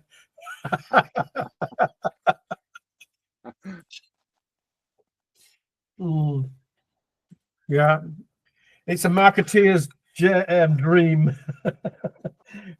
Whatever they can come up with, people will buy it. But so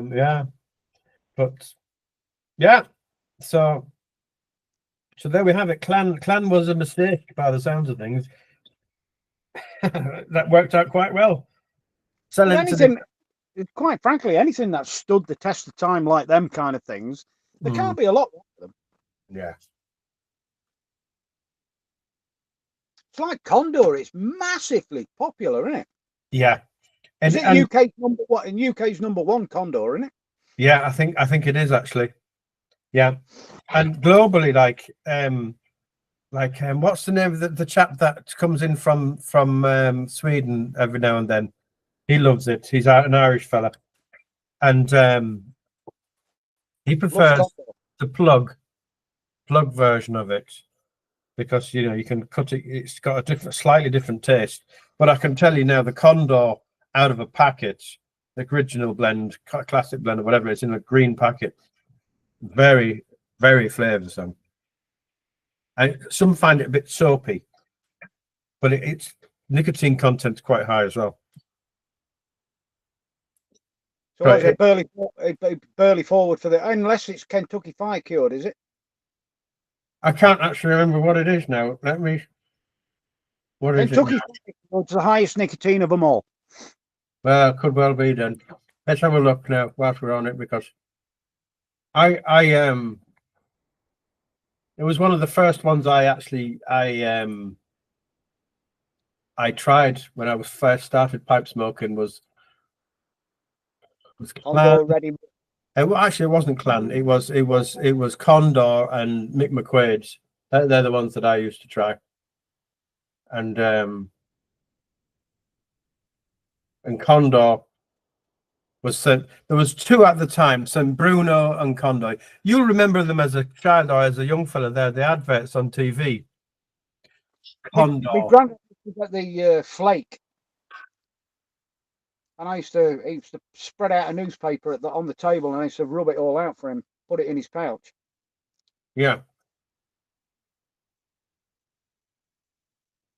Right. See if this works now.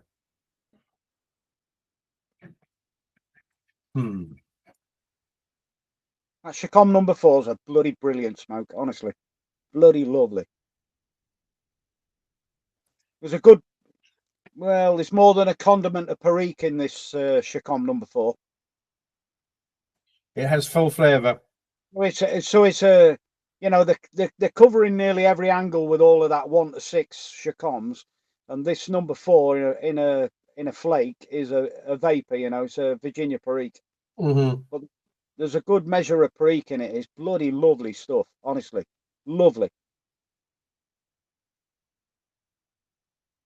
I'm trying to remember. I'll send you a bit. What is it now? This tobacco reviews website's just gone downhill rapidly. You can't do proper searches on it anymore. I wonder why. I don't know. It's like you now have to know the brand. You got to do a key. You can't do a keyword search. It just doesn't work. I wonder if that's legislation. Japan tobacco. There we go.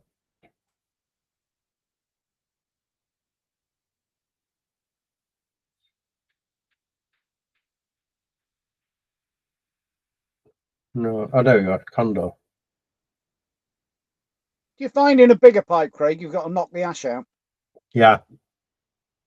You'll not get to the bottom. If you smoke it small, slowly enough, you'll burn. It very much depends on the tobacco, but like pack it loosely. I find if you pack it tightly in a big pipe, you lose a third of your tobacco because it'll go bitter. There's just too much of it in, you know. As you're drawing it down, the oils are burning at the bottom, and gotta. I think the ash causes a bloody insulating layer over the top and traps the heat in. Then, doesn't it? Yeah. And then if you tamp it too frequently, it gets pushed into the tobacco, and then you've lost the taste. Yeah, I've discovered that, and about halfway down this bowl, I'll just give it a little tap and tap the ash out. It's Virginia, just Virginia, is Condor with floral essences. Yeah, there you go. You see.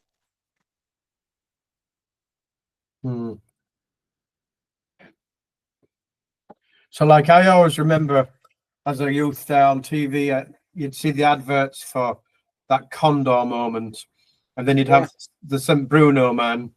There was like San Bruno was one of the first brands out there. It's probably the longest known, I'd say, San Bruno, and there was like competition between the two of them. You was either San Bruno man or Condor, and then this Clan came along, and the Clan was the fancy flavored young man's smoke, if you can call it that. Can you imagine calling it a pipe tobacco, a young man's tobacco these days? But back then, you know, I remember my family uncles smoking it, and there would be.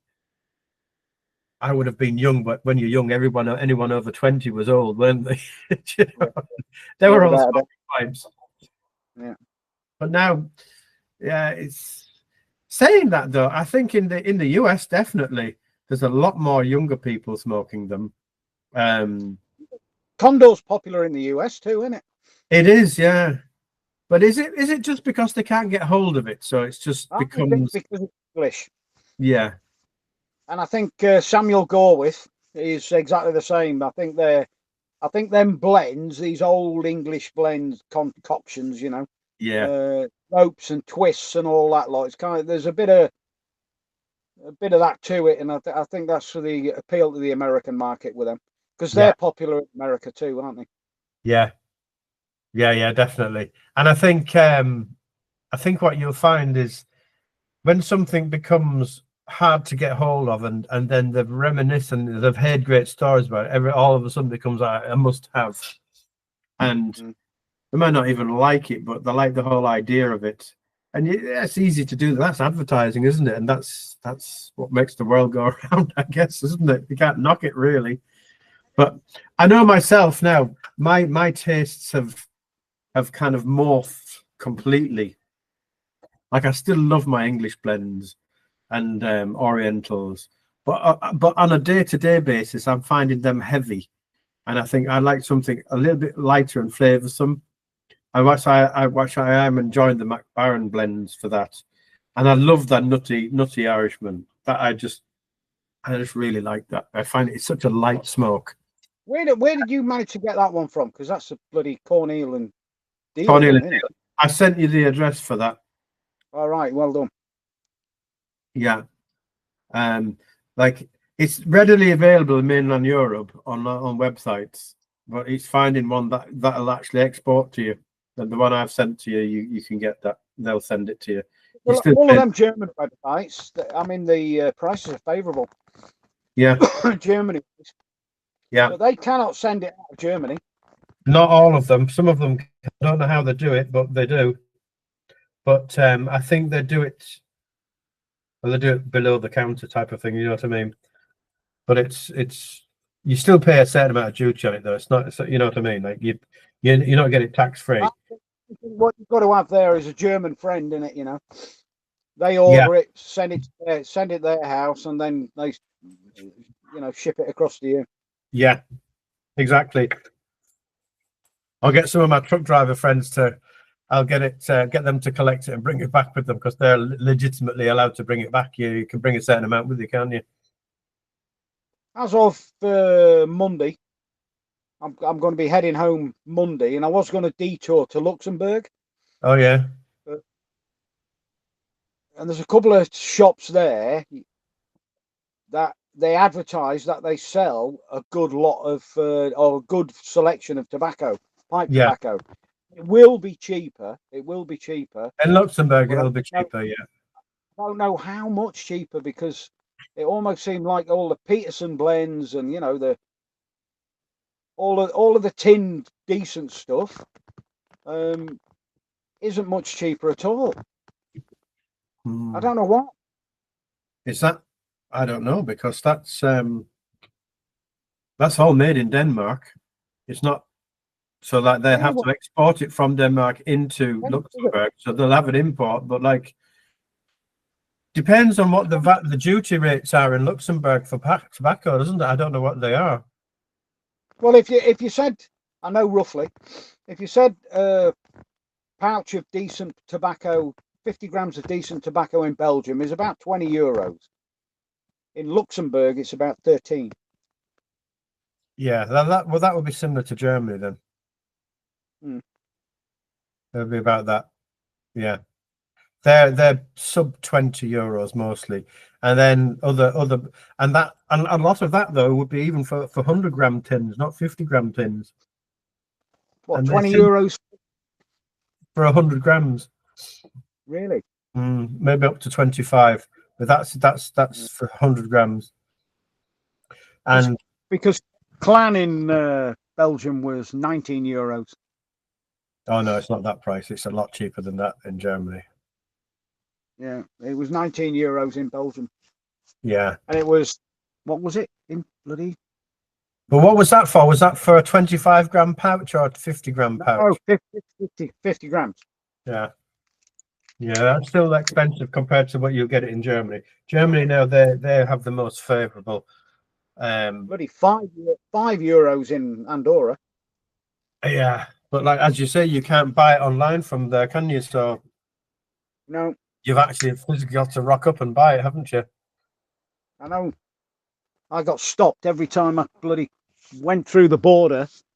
How many times I did it? Twice, and every time I went through the bloody border, I got stopped both times. I got stopped on the Spanish side, and so when I was going through, Yeah. and then I come back when I went down to Madrid, and when I come back, I went back through again, man, Andorra. And I got bloody stopped on the bloody French side. Did they check everything or? No, not really. I'll tell you what I do. This is what I do. So I buy whatever I'm going to buy, right? And then I buy another lot in a carrier bag, all from the same shop. Oh, I'm with you. Yeah, okay. So you show them the carrier bag. So there's 5 packets of tobacco and a bottle of bloody whiskey. Yeah. And that's it. And when they open the camper door, they say, "Have you got anything to declare?" And I said, "No, this is what I bought." And I show them the bag. And I say, "There's a receipt." And I put the receipt in the bag. And often they'll come out of the receipt and they'll think, "Oh, right, that's all he's bought." Well, it is all I bought from that shop. In that bag, but what he actually... And it's a bit of a dodge, because they kind of think, "Oh, well," and the bag is, it's a bloody camper and there's loads of seats everywhere. And the bag is just on a seat. And I say, "Yeah, I've just been shopping. This is what I bought here." I show them that. And, hopefully they don't start brogging about in cupboards and stuff like, "Well, what the freaking hell's this?" Hold on, bloody check the fact that your camper van is running very low on its springs. If they got the cigars, I am not bullshitting you a single bit now. There's at least 500 cigars in here now. I mean that. That's the truth. Oh, dear me. Well, I'm just going to try and find from that twist now. That I'll be back in a minute. Keep talking. I can hear you. I'm just going to find my cup. Oh, that's gone out now. I've had enough of that. Let's have a cigar. Right. It's time for me to revisit this antique twist now. I can find it. You really like that one, didn't you? Yeah, that was really beautiful. There it is.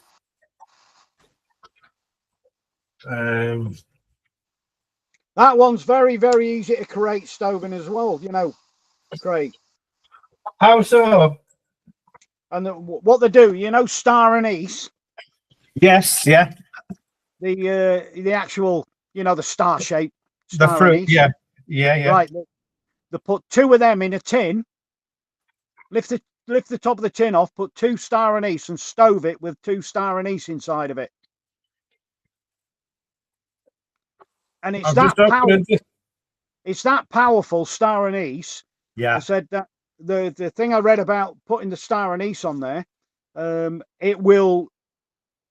it's one of the most effective ways of flavoring tobacco is star anise. It's one of the very, very easy ones to do. Well, this twist now that Frank sent me.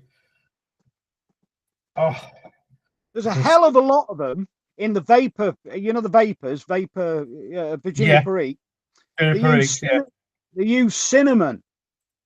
Oh, right. But where have we ever read, or where is it ever disclosed? It isn't that they use cinnamon, but they use cinnamon as a flavor producer.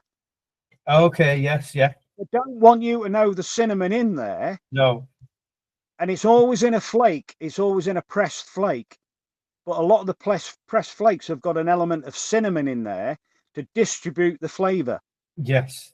So it's like a conduit. Yeah. That makes sense. Well, a lot of people are sort of, "Oh, there's a lemon zest to this," and it probably bloody isn't. It's probably something else. Yeah.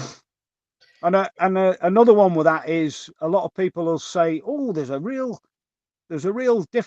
different kind of note in there, and it's bloody apple cider vinegar to change the pH." And it's the apple cider vinegar that they're not tasting of vinegar, but it's giving it a kind of a fruity note, if you know what I mean. Well, like in early morning pipe, they use bergamot. Do they? Yeah. Well, that's really strong. So they'd obviously have to be very, very, very light-handed with that. But that adds Yeah, that extra, and it gives you that smell as well, doesn't it? Bergamot. It's got that. Yeah, it's some secret ingredients Yeah. that are nearly impossible to create on your own.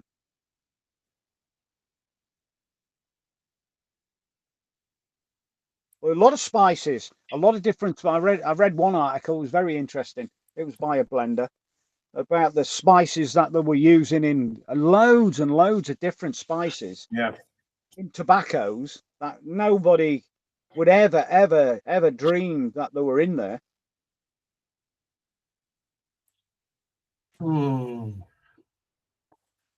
This now is just superb. This is that aniseed twist.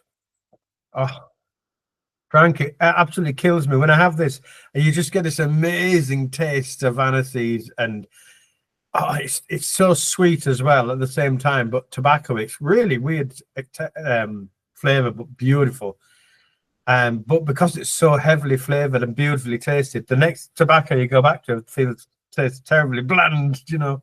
Do you think there's licorice in there?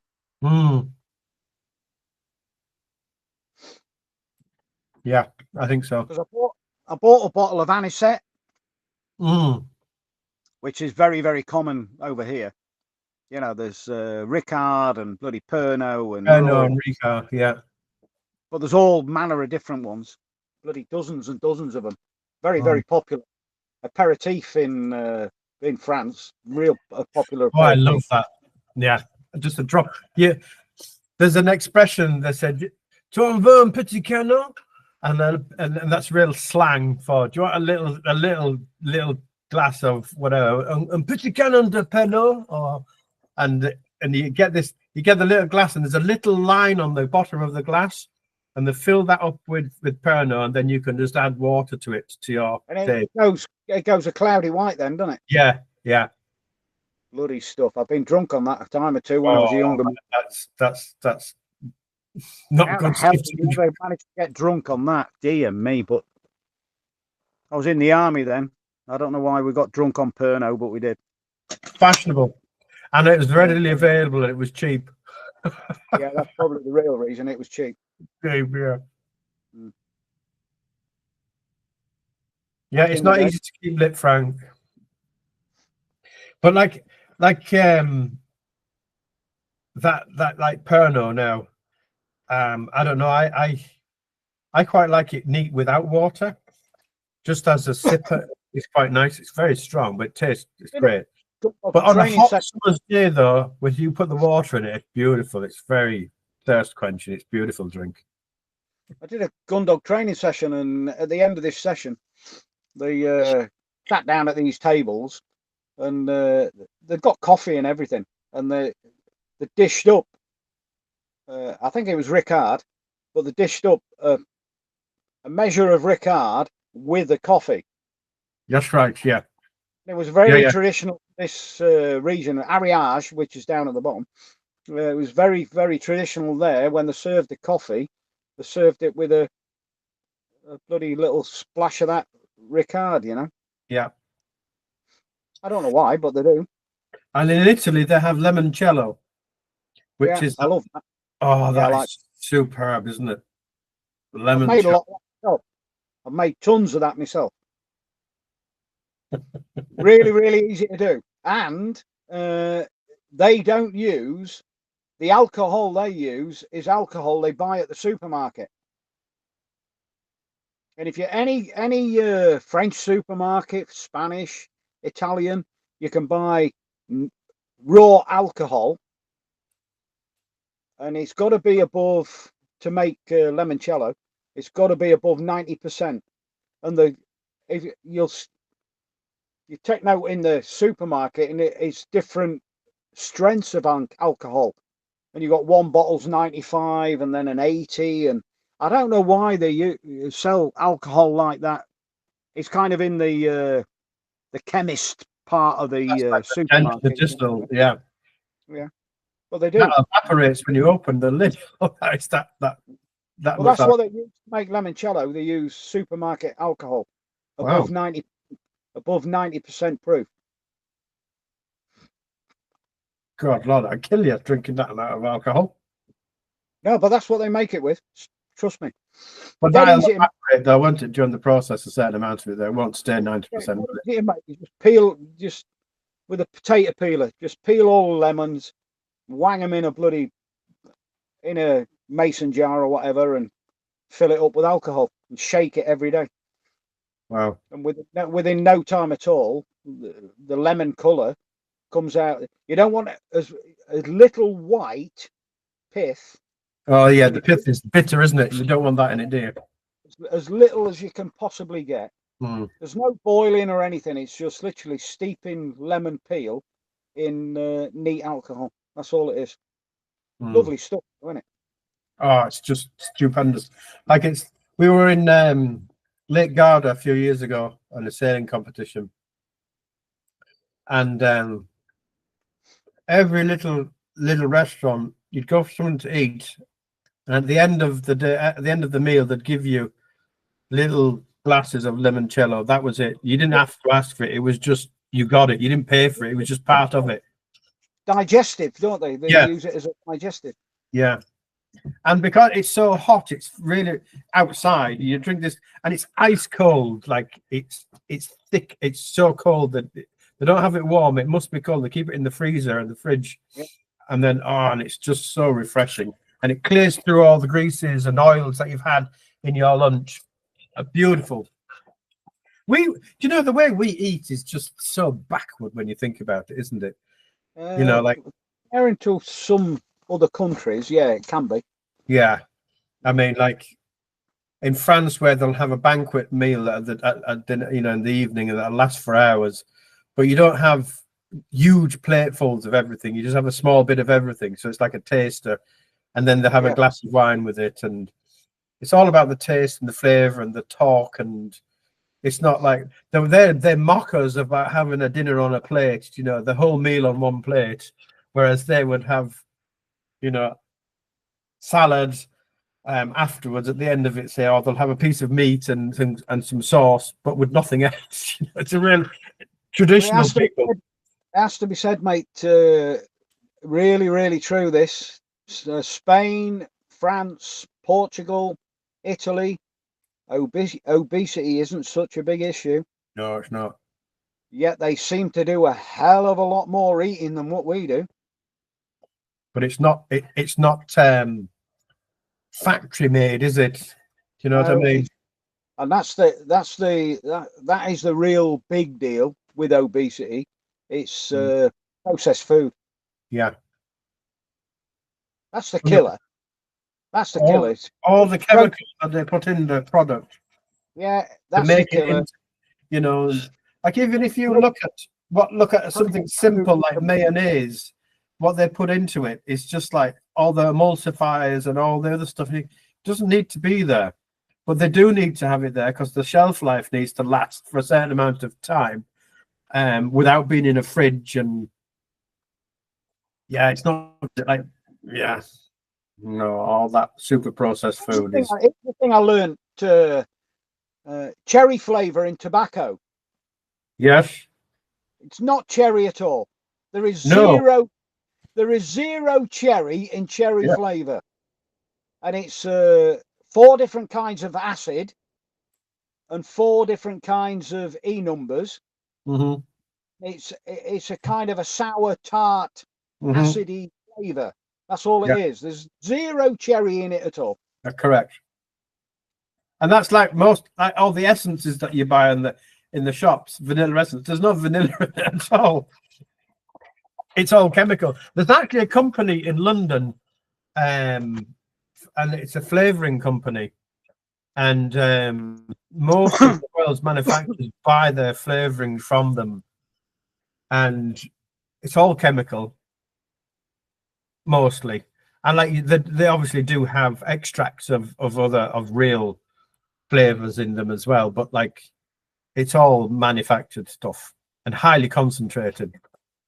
I forget where it is now. I remember delivering to them actually, and being in the factory, and the smell was so overpoweringly strong. It was unpleasant because it was just so condensed. The smell. The flavourings? Yeah, vanilla extract. That's a different product altogether. But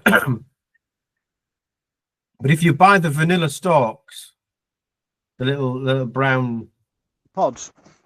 yeah, and scrape them out. Ugh. That's vanilla, pure vanilla seed, then, isn't it? Yeah. And you don't need much of that for that. And if you put that in ice cream, oh, beautiful. Yeah. And custard. Yeah. So like that's the clan one I've got, look. Yeah, I've got a blue, but let me find it for you. Clan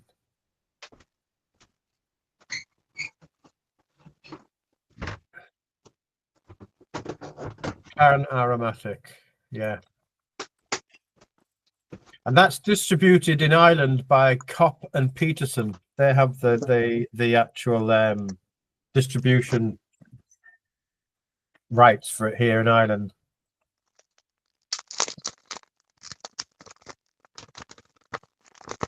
There we go. Oh, that's different altogether. Yeah. What's that say? Yeah, blue, clan blue. That's a different tartan altogether. That's a different family. Clan blue. Wow. And what country was that now? That France. Yeah, it says France. It's in French, isn't it? That. Flake, seriously, mate, I bought that bloody many from all over the place. I've lost track. No, but it says fumed or something. That looks to me in French.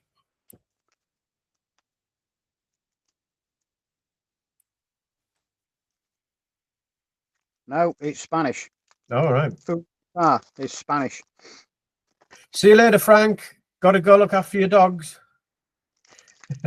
That's the original look, isn't it? That's the one, yeah. Yeah. That's clan green. Yeah. That one is clan blue. And does it look totally different? Does it taste different? It looks completely different and it tastes completely different.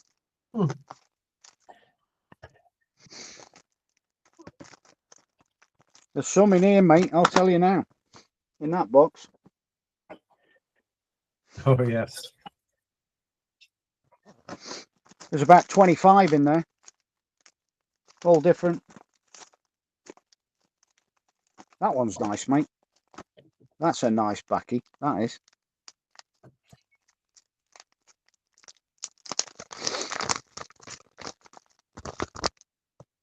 Kentucky bird. Yeah, it's nice, that. That's good tobacco. Yeah, it's got a very, very sweet smell, but it's got a blend of bright Virginia and sun-cured tobaccos. It's a unique mixture symbolised by the beauty of the cardinal, the official bird of Kentucky. But that one's got some flowers in it of some sort, some florals in it. Yeah. Well, this twist now is lovely. It's hard to keep lit though. It's quite moist. That's that one I was on about. That one's famous in France. Scaffaletti Caporal. Yeah, that is the go-to tobacco in France. That is a daily smoke in France, that one, right? And it goes right back to Napoleon. There's a historical element to that tobacco, and the caporal is corporal in French, and it goes right back to Napoleonic times, Napoleonic Wars. Wow.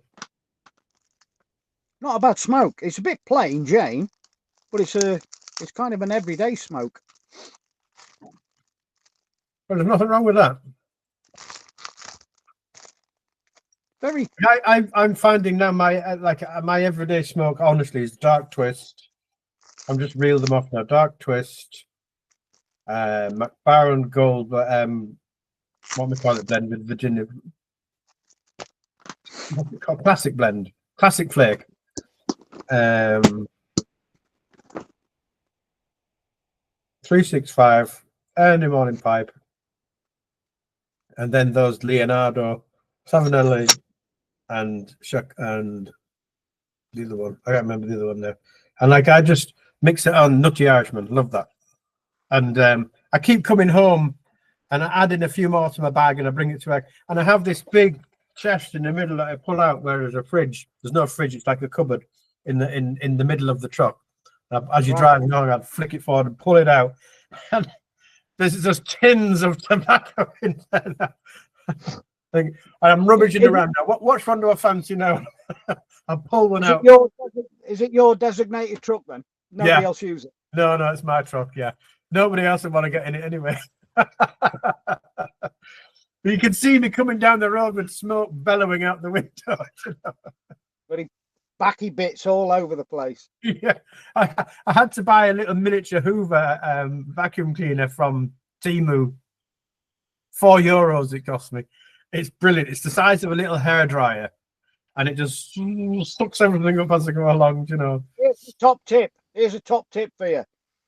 The best possible way of cleaning out a truck cab, right, is to open the doors and use a leaf blower.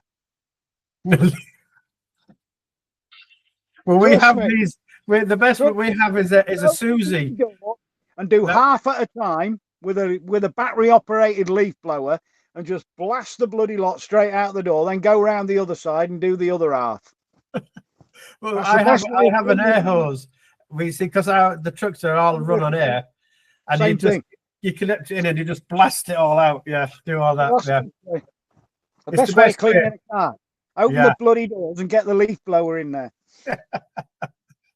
Anything that shouldn't be in there is soon out the bloody car. You know what I mean? Yeah. Whether you want it out or not, it's gone. Yeah. He's trying to hoover the bloody thing up, mate. Just blast it out. Well, I'll tell you what I did do the other day. Now, I did a trip out to Carsavine, which is on the Ring of Kerry. All right, okay. Beautiful, eh? On the Ring of Kerry. Beautiful. It's not a road for trucks, but we have to go out there because there's pulling round there. Round Dingle way on that, isn't it? Yeah, beyond, before that. So, like, you go to Killarney, Killorgan, Glenbeigh, Carsavine, and like you're going along the Bantry Bay, say, the scenery is amazing, but it's really narrow. And there's this one diversion that you have to take if you've got a truck higher than 4.3 meters. Now we're carrying containers and the high cubes, so they'll be running at 4.6. So we can't go through this bridge. And this is totally Irish now. You have this little, it has a picture of a truck and you have to point the arrow, you go left. And what it is it's as wide as a truck and it's bumpy and hilly, and it basically takes you up the mountain, around over, and then down the other side. And if there's a truck coming the other way, one of you has to reverse all the way back. And I'll tell you what caught me attention while I was driving around the Pyrenees this particular time. Was tight bends and bridges with enough room, but arched bridges. Oh, you have to go right down the middle of the road. Yeah, and the amount of bloody truck damage where a truck side, and you think, oh, that's a bad one there. Yeah. And the more I paid attention to it, the more I saw. Yeah. Where you think, oh, here's one coming up here around this little, bloody, literally, switchbacks going up the side of the Pyrenees. Yeah. Where the truck trailers clip the bloody cliff face on the right hand side. You know what I mean? And I bet there's a hell of truck will catch it. I'll bet there's a hell of a lot of truck damage. Because just a moment of lack of concentration. Or sometimes you have an idiot that just comes around underneath you and you've got to move slightly to get past. Bang, you'll hit something. Thankfully, with a container now, they're very solid, so you get away with quite a bit. Your outswing as you're going around a right-hander over here, you're on the wrong side, obviously. Yeah. And if they're coming tight to you and you've got to pull in a little bit, well, watch out. Your trailer's just about to clonk the bloody cliff. Yeah. Well, I took a video of it. I'll upload it. and I'll put it on the channel. I'll create a different list for it, and I'm going to start doing that because some of the places I've been going to are absolutely amazing. And you think, what on earth is a truck doing down here? Oh, look what I found. Where I was in the middle of a bog, where they were actually harvesting peat, like a cooperative of people. Turf cutting, they call it, don't they? Yeah. So I picked up some pieces of turf. Fabulous, eh? And like, do you know how I would go on about you get that peaty smell? It's when you burn this, you get that aroma and that peaty smell. That's what you get in whiskey as well. The first time I went fishing, this is a true story, on the west coast of Ireland, I took a boat that I had, and I went to Clew Bay. Oh, that's beautiful. Anyway, all them islands, hundreds of islands in Clew Bay, great fishing too, great fishing place. And took me boat a long time, a hell of a long time ago.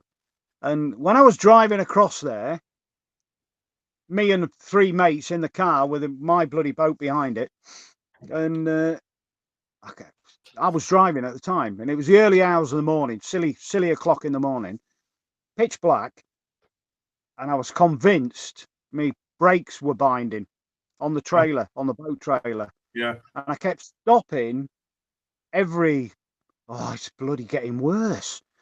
And maybe every 5 or 10 mile or 10, 20 mile, I'd stop, get out boat trailer and putting my hand on the wheels, expecting them to be red hot. But they're not. And they weren't hot at all. And I thought, it must be bloody clutch. And I'm lifting the bonnet of the car up, smelling inside the engine, think my clutch is burning. And what was it? What was it? Go on.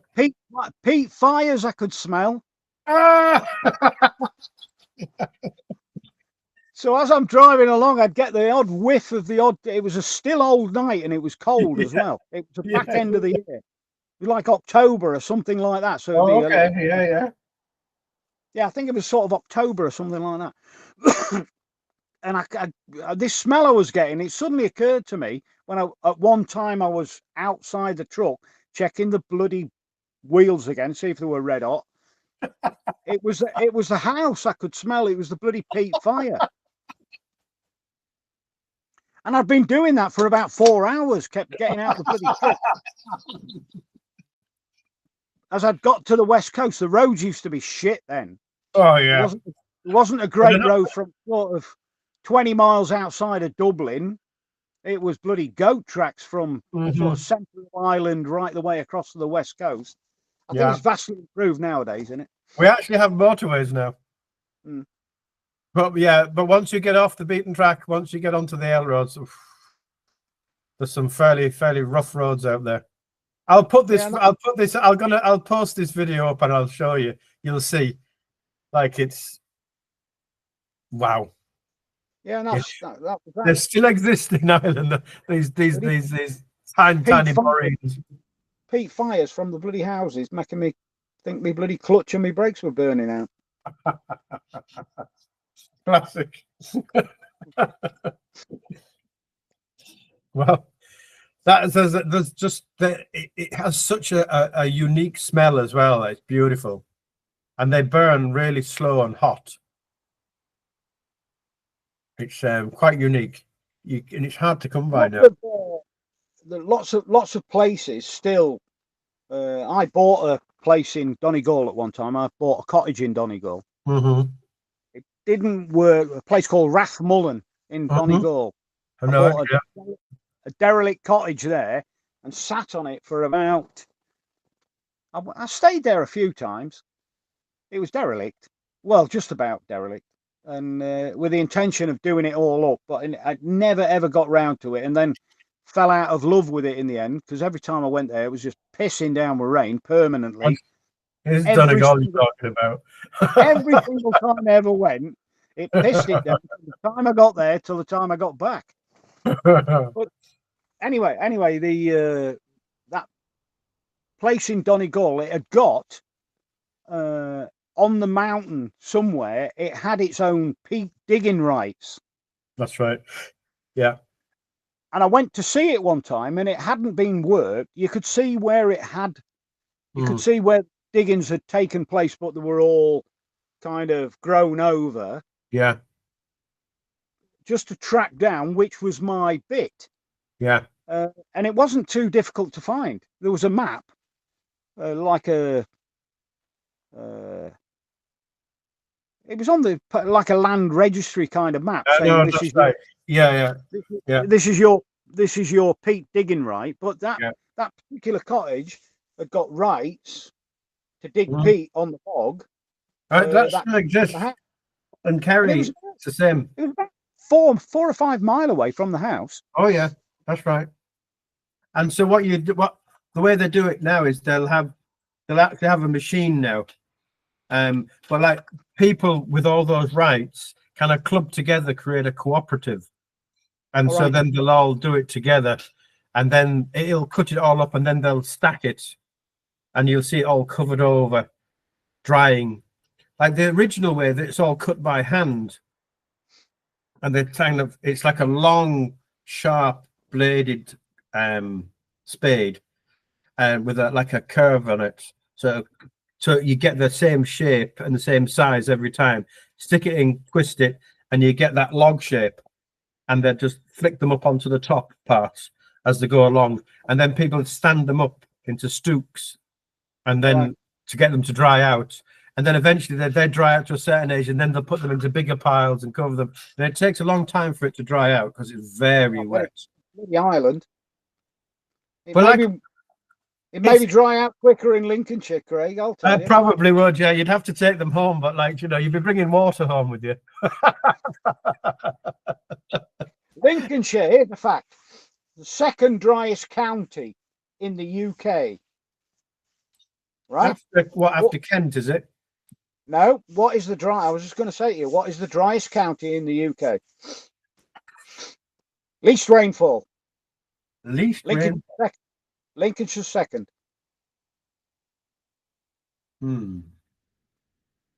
I'll tell you, it's Norfolk.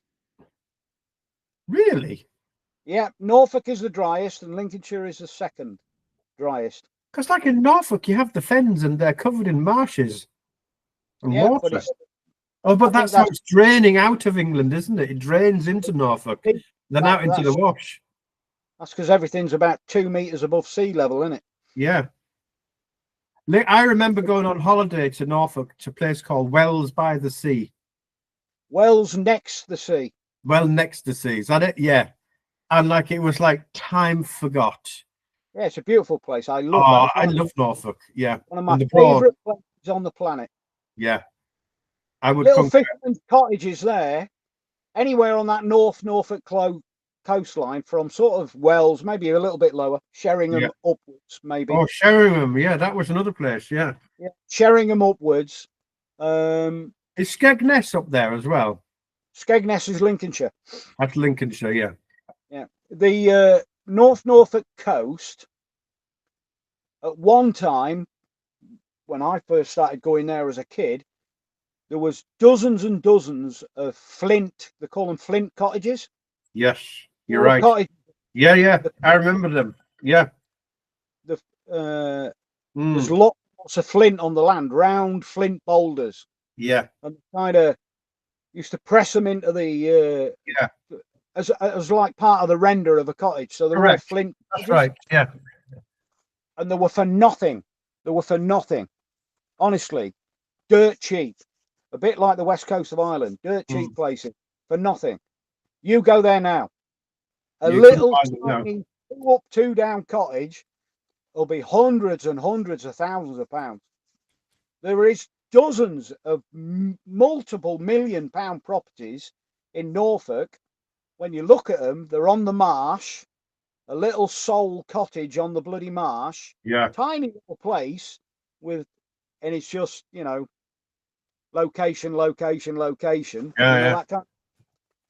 It's hugely expensive place. Are they holiday homes? Most of them, I think that's what knackered them really, because it becomes such a time warp of a place. Yeah. I used to go. I remember. Planning must be a nightmare. I bet you cannot build anything in North. Yeah. I remember I used to deliver this fly ash to a place in Brandon. Have you heard of Brandon? Yeah, is Not that in the far Brook? from, yeah, it's not far from Lake and Heath. All Do you right, know the okay. American? Yeah, yeah. American Air Base. Yeah. And we'd have the F-1 bombers and stuff like that. Yeah. And Brandon now was like a little village, and honestly, it was like every time I'd go there, I would be living not far from Hull in Hessel, which was fairly backward, really, when I think about it. Yeah. But you'd arrive in London and you'd think you'd gone back in time, literally gone back in time. Couldn't understand the word people were saying. Everything was old fashioned, and I loved it. Every time I went there, it was just amazing. And I always remember those places I'd stop halfway across before King's Lynn, and it was like a truck stop or a cafe, and you'd go in all these red checkered tables, and you'd just get a traditional English meal there, and it was just literally in the middle of the fens, and it was all like carrot, all crops all the way around. Oh, it was just like, wow, fantastic. Beautiful place. I'd love to go back now. Cambridgeshire Fens, that is, isn't it? Yeah, yeah. If you drive on the Lincolnshire Fen, the Fenland, bottom end of Lincolnshire, sort of, if you like, in the area of Boston, Spalding. Oh yeah, Spalding is where all the it's all black land there. They call it triple cropping land. That is the veg garden of England. That's right. Yeah. Nearly all of the veg big, massive commercial veg growers. That's right. Growing all of the veg for the UK, or the vast majority of it is grown in that area. If you drive along the fen roads, you'll see that the bloody land, the fen roads, you think the bloody land's way down from where the bloody that's right. is. That's right. And that is because they are constantly, when they reclaimed all of that land from marsh, which it was all bloody wetland and bog. That's right, yeah. They're pumping the water over the sea wall out into the sea. So it was a labyrinth of drainage ditches and pumping locks, weren't they? They had all these sluice gates all the way along. Yeah, exactly that. And all that happened is the land, even to this day, is still going down. Yes. Because the water is being pumped out. Yeah. And in some cases, you can be as much as 12 feet on the road above the level of the land. Yeah. Imagine now you're driving a truck and you're in that you're really high up. Anyway, and you can see for miles and miles because it's just so flat, isn't it? Yeah, it is flat as a pancake. And then in the distance, you used to be able to see Tate and Lyle. Not Tate and Lyle. What's that sugar from a Silver Spoon? Or no, it was one of the massive sugar beet factories is down at King's Lynn. Yes, that's right. Huge, enormous operation. Yeah. What's it? Is it Tate? Was that Tate and Lyle? It quite possibly is Tate and Lyle. And you'd see it from miles away because it was the tallest building around. Yeah. Yeah, that's going right across the sort of around the edges of the wash. Yes, that's right. And it's as flat as a pancake. And some of that land now, on that fenland, that's drained fenland and cropped, it's lower. The land itself is lower than sea level. Yeah, that's right. Yeah. Hence, if you get a breach in the sea wall, then that place is really in the shit because a hell of a lot of the land is lower than the sea. Yeah. Did you ever go to Mablethorpe? I live about 10 minutes from Mablethorpe. Right. I remember going to Mablethorpe for some reason or other with a lot of friends.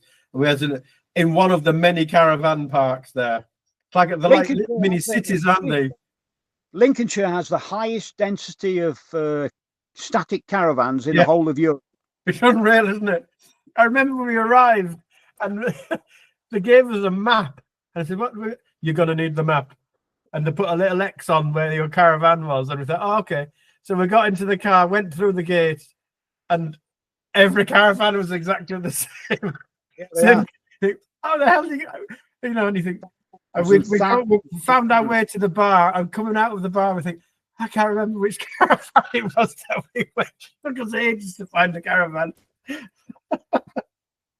One of my good friends who I shoot with regular. He is the biggest of the biggest caravan owners in Lincolnshire. He has more than anybody, right the way from Skegness, right the way up to Sutton on Sea. Really, he owns nearly all of them. And I'm on about he owns tens of thousands of the bloody things. I know. Started off Travellers. Traveller family that did. There were proper travellers at that time, circus people, circus and fairground people. And for a family of fairground people that then become, well, they're enormously wealthy now. Yeah, they're called settled travellers now, aren't they? But very normal people. Oh yeah, enormously wealthy, no question of that. Oh yeah. I used to know the owner of one particular company in Hull called Tudor Caravans. I remember his name, Dave. What a lovely fella. And they used to sell thousands of them. And they would go, a lot of them would be Lincolnshire, they'd end up in Lincolnshire, but bloody tens of thousands of caravans in Lincolnshire. But Hull is the caravan manufacturing centre of the world, really, isn't it? It's just it still is. Several different caravan and now mobile home building companies, coach built mobile homes, all centered around that industry that's built up in Hull for decades and decades. And what you find is people start working one, and then they set up their own business, and it just mushroomed, and like the whole of Hull now is, there's a whole other industry evolved there that supply these companies to make the caravans. And Apollo Plastics, I don't know if you've ever heard of them. Yeah, I have, yeah. Well, they make all the shower trays and everything out of plastic, formed plastic. They make them for the caravan industry. And there's an really old company called Rose and Company, and they used to sell all the Rose. Yeah, they used to sell all the gas stoves and gas appliances and stuff, and they got bought out. But like now it's Thetford, I think, and I forget what the other company is now, and who make all the parts for them now. And a lot of them came from Germany, but like I remember you'd have this particular company out near Howden, I think it was, that used to make the chassis for them. All right. And you'd see trucks with like 10 chassis on the back going constantly into Hull to the manufacturing companies, onto the production lines. Yeah, it's huge infrastructure centered around caravan making, isn't it? Yeah. Caravan building. Yeah. I regularly get to a mate's house at Whiten. Oh, yes, yeah. And is on the sort of, as you look at the map, the right-hand side of Hull, if you like. That's right, yeah. On the outskirts of Hull. Yeah. And he, although he's involved heavily with gun dogs, he spent the whole of his working life at he's a joiner. Yes. Well, he's more than a joiner. He's a cabinet builder, really. Cabinet maker, yeah. Yeah, he's more than, he's just not a bloody, first fix, second fix joiner, because he can build. He used to do all the interiors of the caravans, and in his latter life, he ended up being in the design department, because they're constantly reinventing. Oh yeah, the same thing. They're constantly reinventing them all. Oh yeah, different storage solutions, and on the back of that, he builds bespoke dog boxes for the backs of cars, using the same principles he learned as caravans, with drawers in and storage solutions in them and all that lot, and they're works of art. He really is a fabulous, more than a joiner. I don't want to call him a joiner, cabinet maker, really. A cabinet maker, yeah. Well, like on all those production lines, they have contractors that are part, like you have electricians, and they actually work for another company that have the contract to fit all the electrical parts. And you have the joiners, they all teams of them that come in, and they all supply their own people as well. So a whole multitude of companies working for a brand, say Swift Caravans or Willoughby Caravans. I wonder how it cracked off in Hull. Why that, how an industry itself starts in one place and just gets bigger and bigger and bigger. But that's how it works in the UK, isn't it? Yeah. Northampton. Well, one of the first ones that came out was in Hessel called Belmont Caravans. All right. Okay. And Belmont Caravans. Do you remember where the old mill is at the side of the Humber Bridge? Yes, I do. Yeah. That's where Belmont Caravans started. Okay. And they used to make mobile homes or caravans, and then it was static caravans, and they grew out of there. And then you had Willoughby Caravans, because they actually were made in Willoughby. What else did you have? You had Tudor, Willoughby, Co-Salt. There's so many of them now, and some of them fell by the wayside. Big firms as well, eh? Oh yeah. And it's an amazing place. I haven't been back to Hull now in a long time. So my father died 4 years ago on 2 days ago. And that was the last time I was in Hull. All right. I get there probably once a week. Where would you go? In Hull? Well, I drive certainly all the way through Hull to Whiten on the right-hand side of Hull. Yeah. Once a week. I'll be in Hull once a week. Gary, we're going to have to meet up sometime. Yeah, we'll do. In real life. Yeah, no.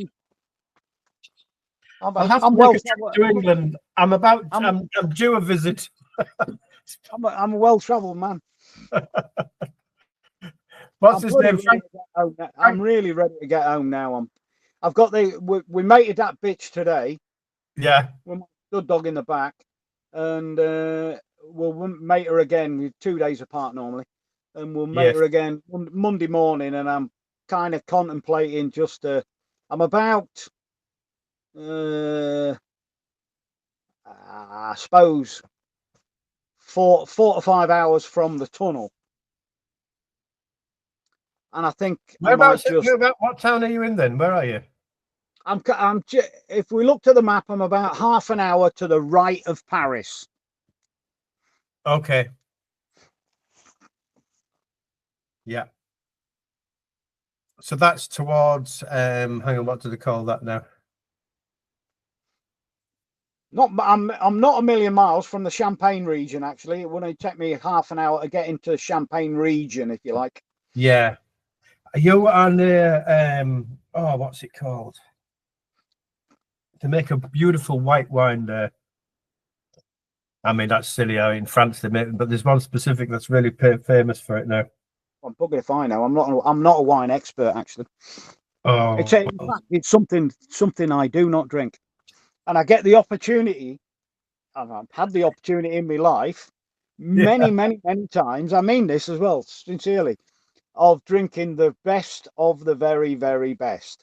Yeah. And I always decline because it's kind of wasted on me, really. I don't get it. I don't get the wine thing. I really don't. I know, yeah. It's most definitely an acquired taste, isn't it? It's one that you have to get. But that's the same as like cigars and pipe tobacco too. You got to acquire the taste, haven't you? Yeah, some of the cigars that I really, really love, people would think were disgusting. It's all about personal taste, though, isn't it? It's personal taste. No question that, because I like really, really strong cigars. Yeah. So you like the cheroot. That's why you like those Italian ones, then, isn't it? Yeah, I like Dark Five Kentucky. But what's this one here? This is a bloody knockout. This one, Jesus Christ! I wish I'd bought a shitload of these. I chanced my arm on it, not knowing what it was. What was it?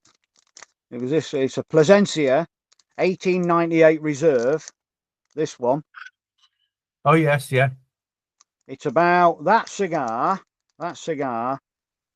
is about 70 quid at home. And all you got to do is set fire to it. How can it be? Seriously. You know, Andorra, it was about £12, which is still substantial in it, you know. That's a large cigar. That's a Churchill, isn't it?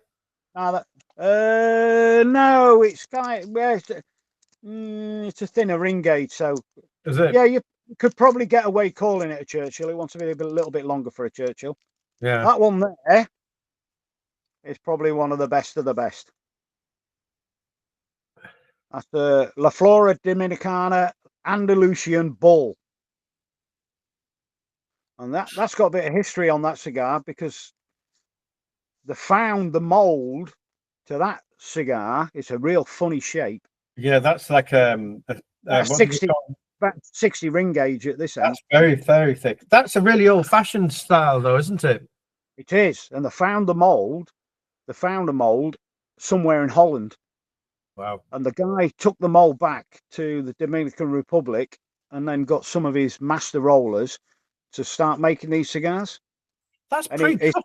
Did you cut that yourself, or is that pre-cut like that? Oh, I've done that. Oh, you've done it. Okay. I was going to smoke it. I bought a box of these. Yeah. I was going to smoke it today, and then I don't know why I didn't light it up. It's about a 2.5 hour cigar. Yeah, that's a long cigar to smoke, that now. Absolutely.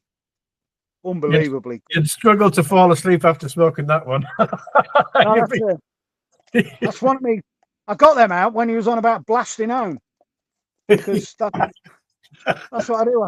I spark one of them big boys up and then get trucking. You know what I mean? Yeah.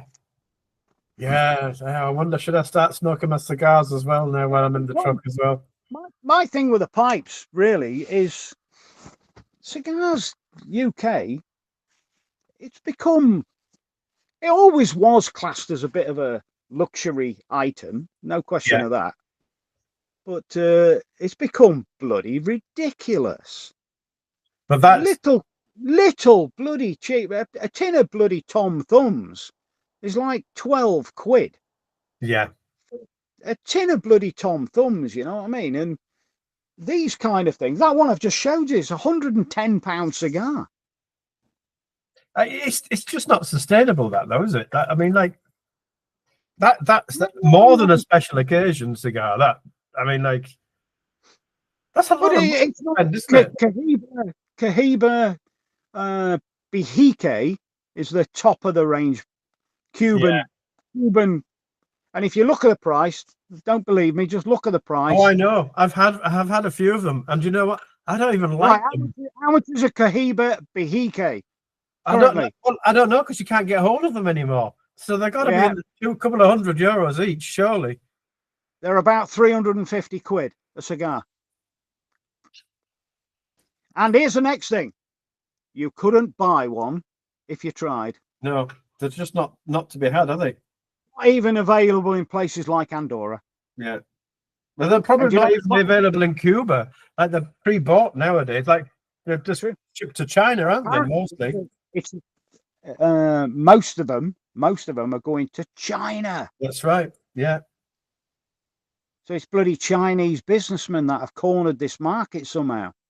And well, I saw it massively inflated the price. The Chinese did it. Massively inflated the price by saying whatever they're paying, we'll pay 3 times more, and managed to buy them all. Well, what they were doing as well, there was a channel. There was a guy on the Davidoff of London, Davidoff. He goes to Cuba every year for the awards, and what they were finding was you'd have these Chinese women going into all the local shops and buying everything, literally buying boxes and boxes and boxes of everything they could get hold of. All of Habano controlled cigars, yeah. And to the extent that the guys in the shop refused to sell them to them anymore because they knew what they were doing. And so all the actual cigar aficionados that actually appreciate them and want to buy them couldn't get them because they bought them all. And so they said no, they put a limit on what they could buy. So what they did was that was the rise of what they call the New World cigars. Yeah. You know, Nicaragua, Dominican Republic, and, you know, all over the bloody place, all New World cigars. But that was the rise of them. And, you know, personally, on a personal level, where are the best cigars in the world? And I would have to say Cuba. And Cuba Puro, Cuba Yeah. leaf grown cigars in all of their shapes and forms. Absolutely phenomenal. Yeah. Way overpriced. Completely. Crazy money. Yeah. Crazy money.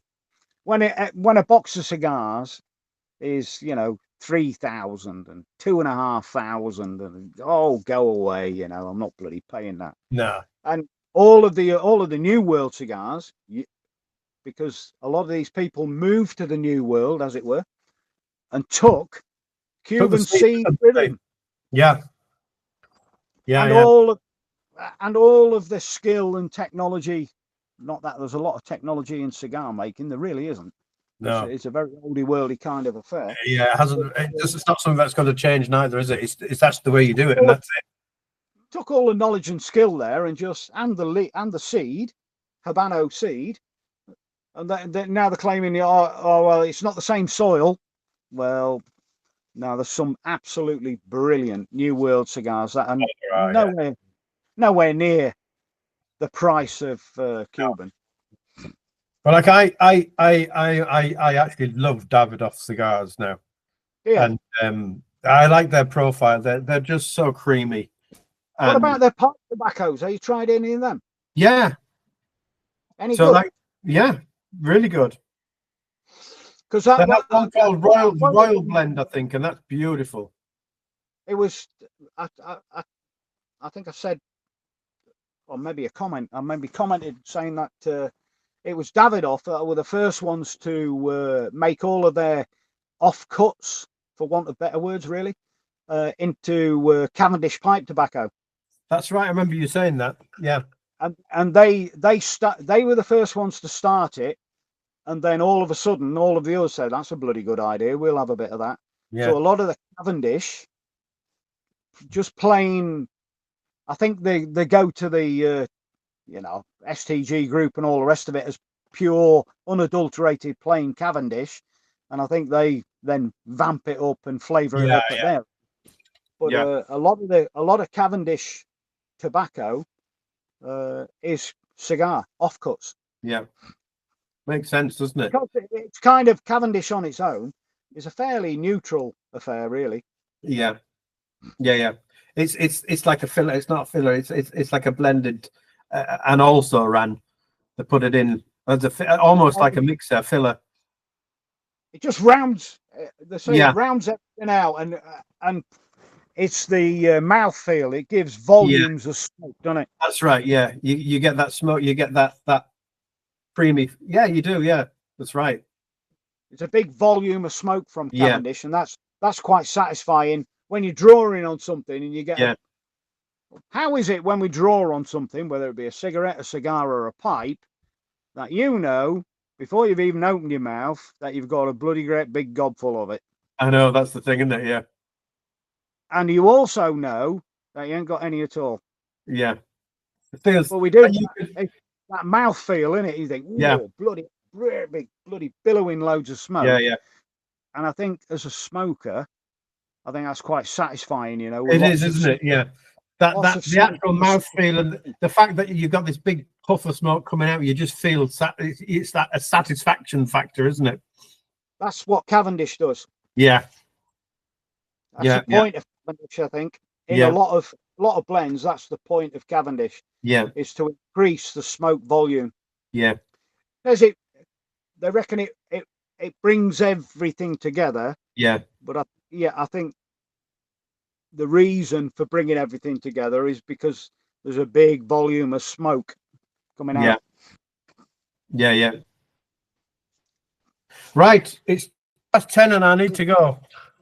Yeah, I'm gonna have another drink and a smoke. Busting for a smoke.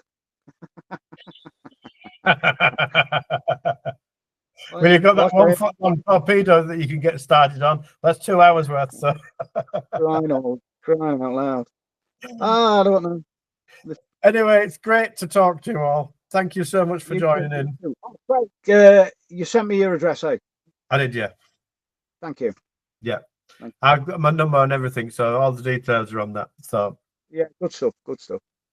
well, look, have a safe trip back now. You need to get the bit between your teeth now. Point it towards North Lincolnshire, and off you go up the M1. Yeah, it will be. It will be. It will be. I think once you get your homing pigeon head on, I know, yeah. I dawdle around for weeks and weeks, literally dawdling around. Beautiful place, but Yeah. once you get your homing pigeon head on, you just blast, and Yeah. away you go. One And I long think run. I think that's what I'm going to do Monday morning. I think I'm just going to blast down. Yeah. So next weekend you get home. I think the weather's going to be glorious next week at home too. Yeah, actually the weather's turned nice now. It's this next few days now going to be good.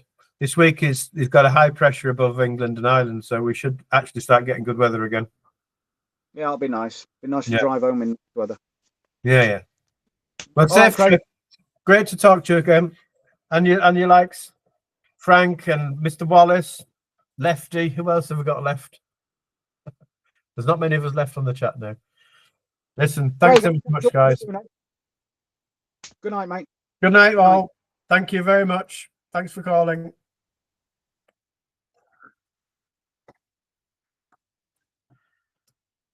Right. We shall leave it there, guys. Thank you so much. Speak to you soon.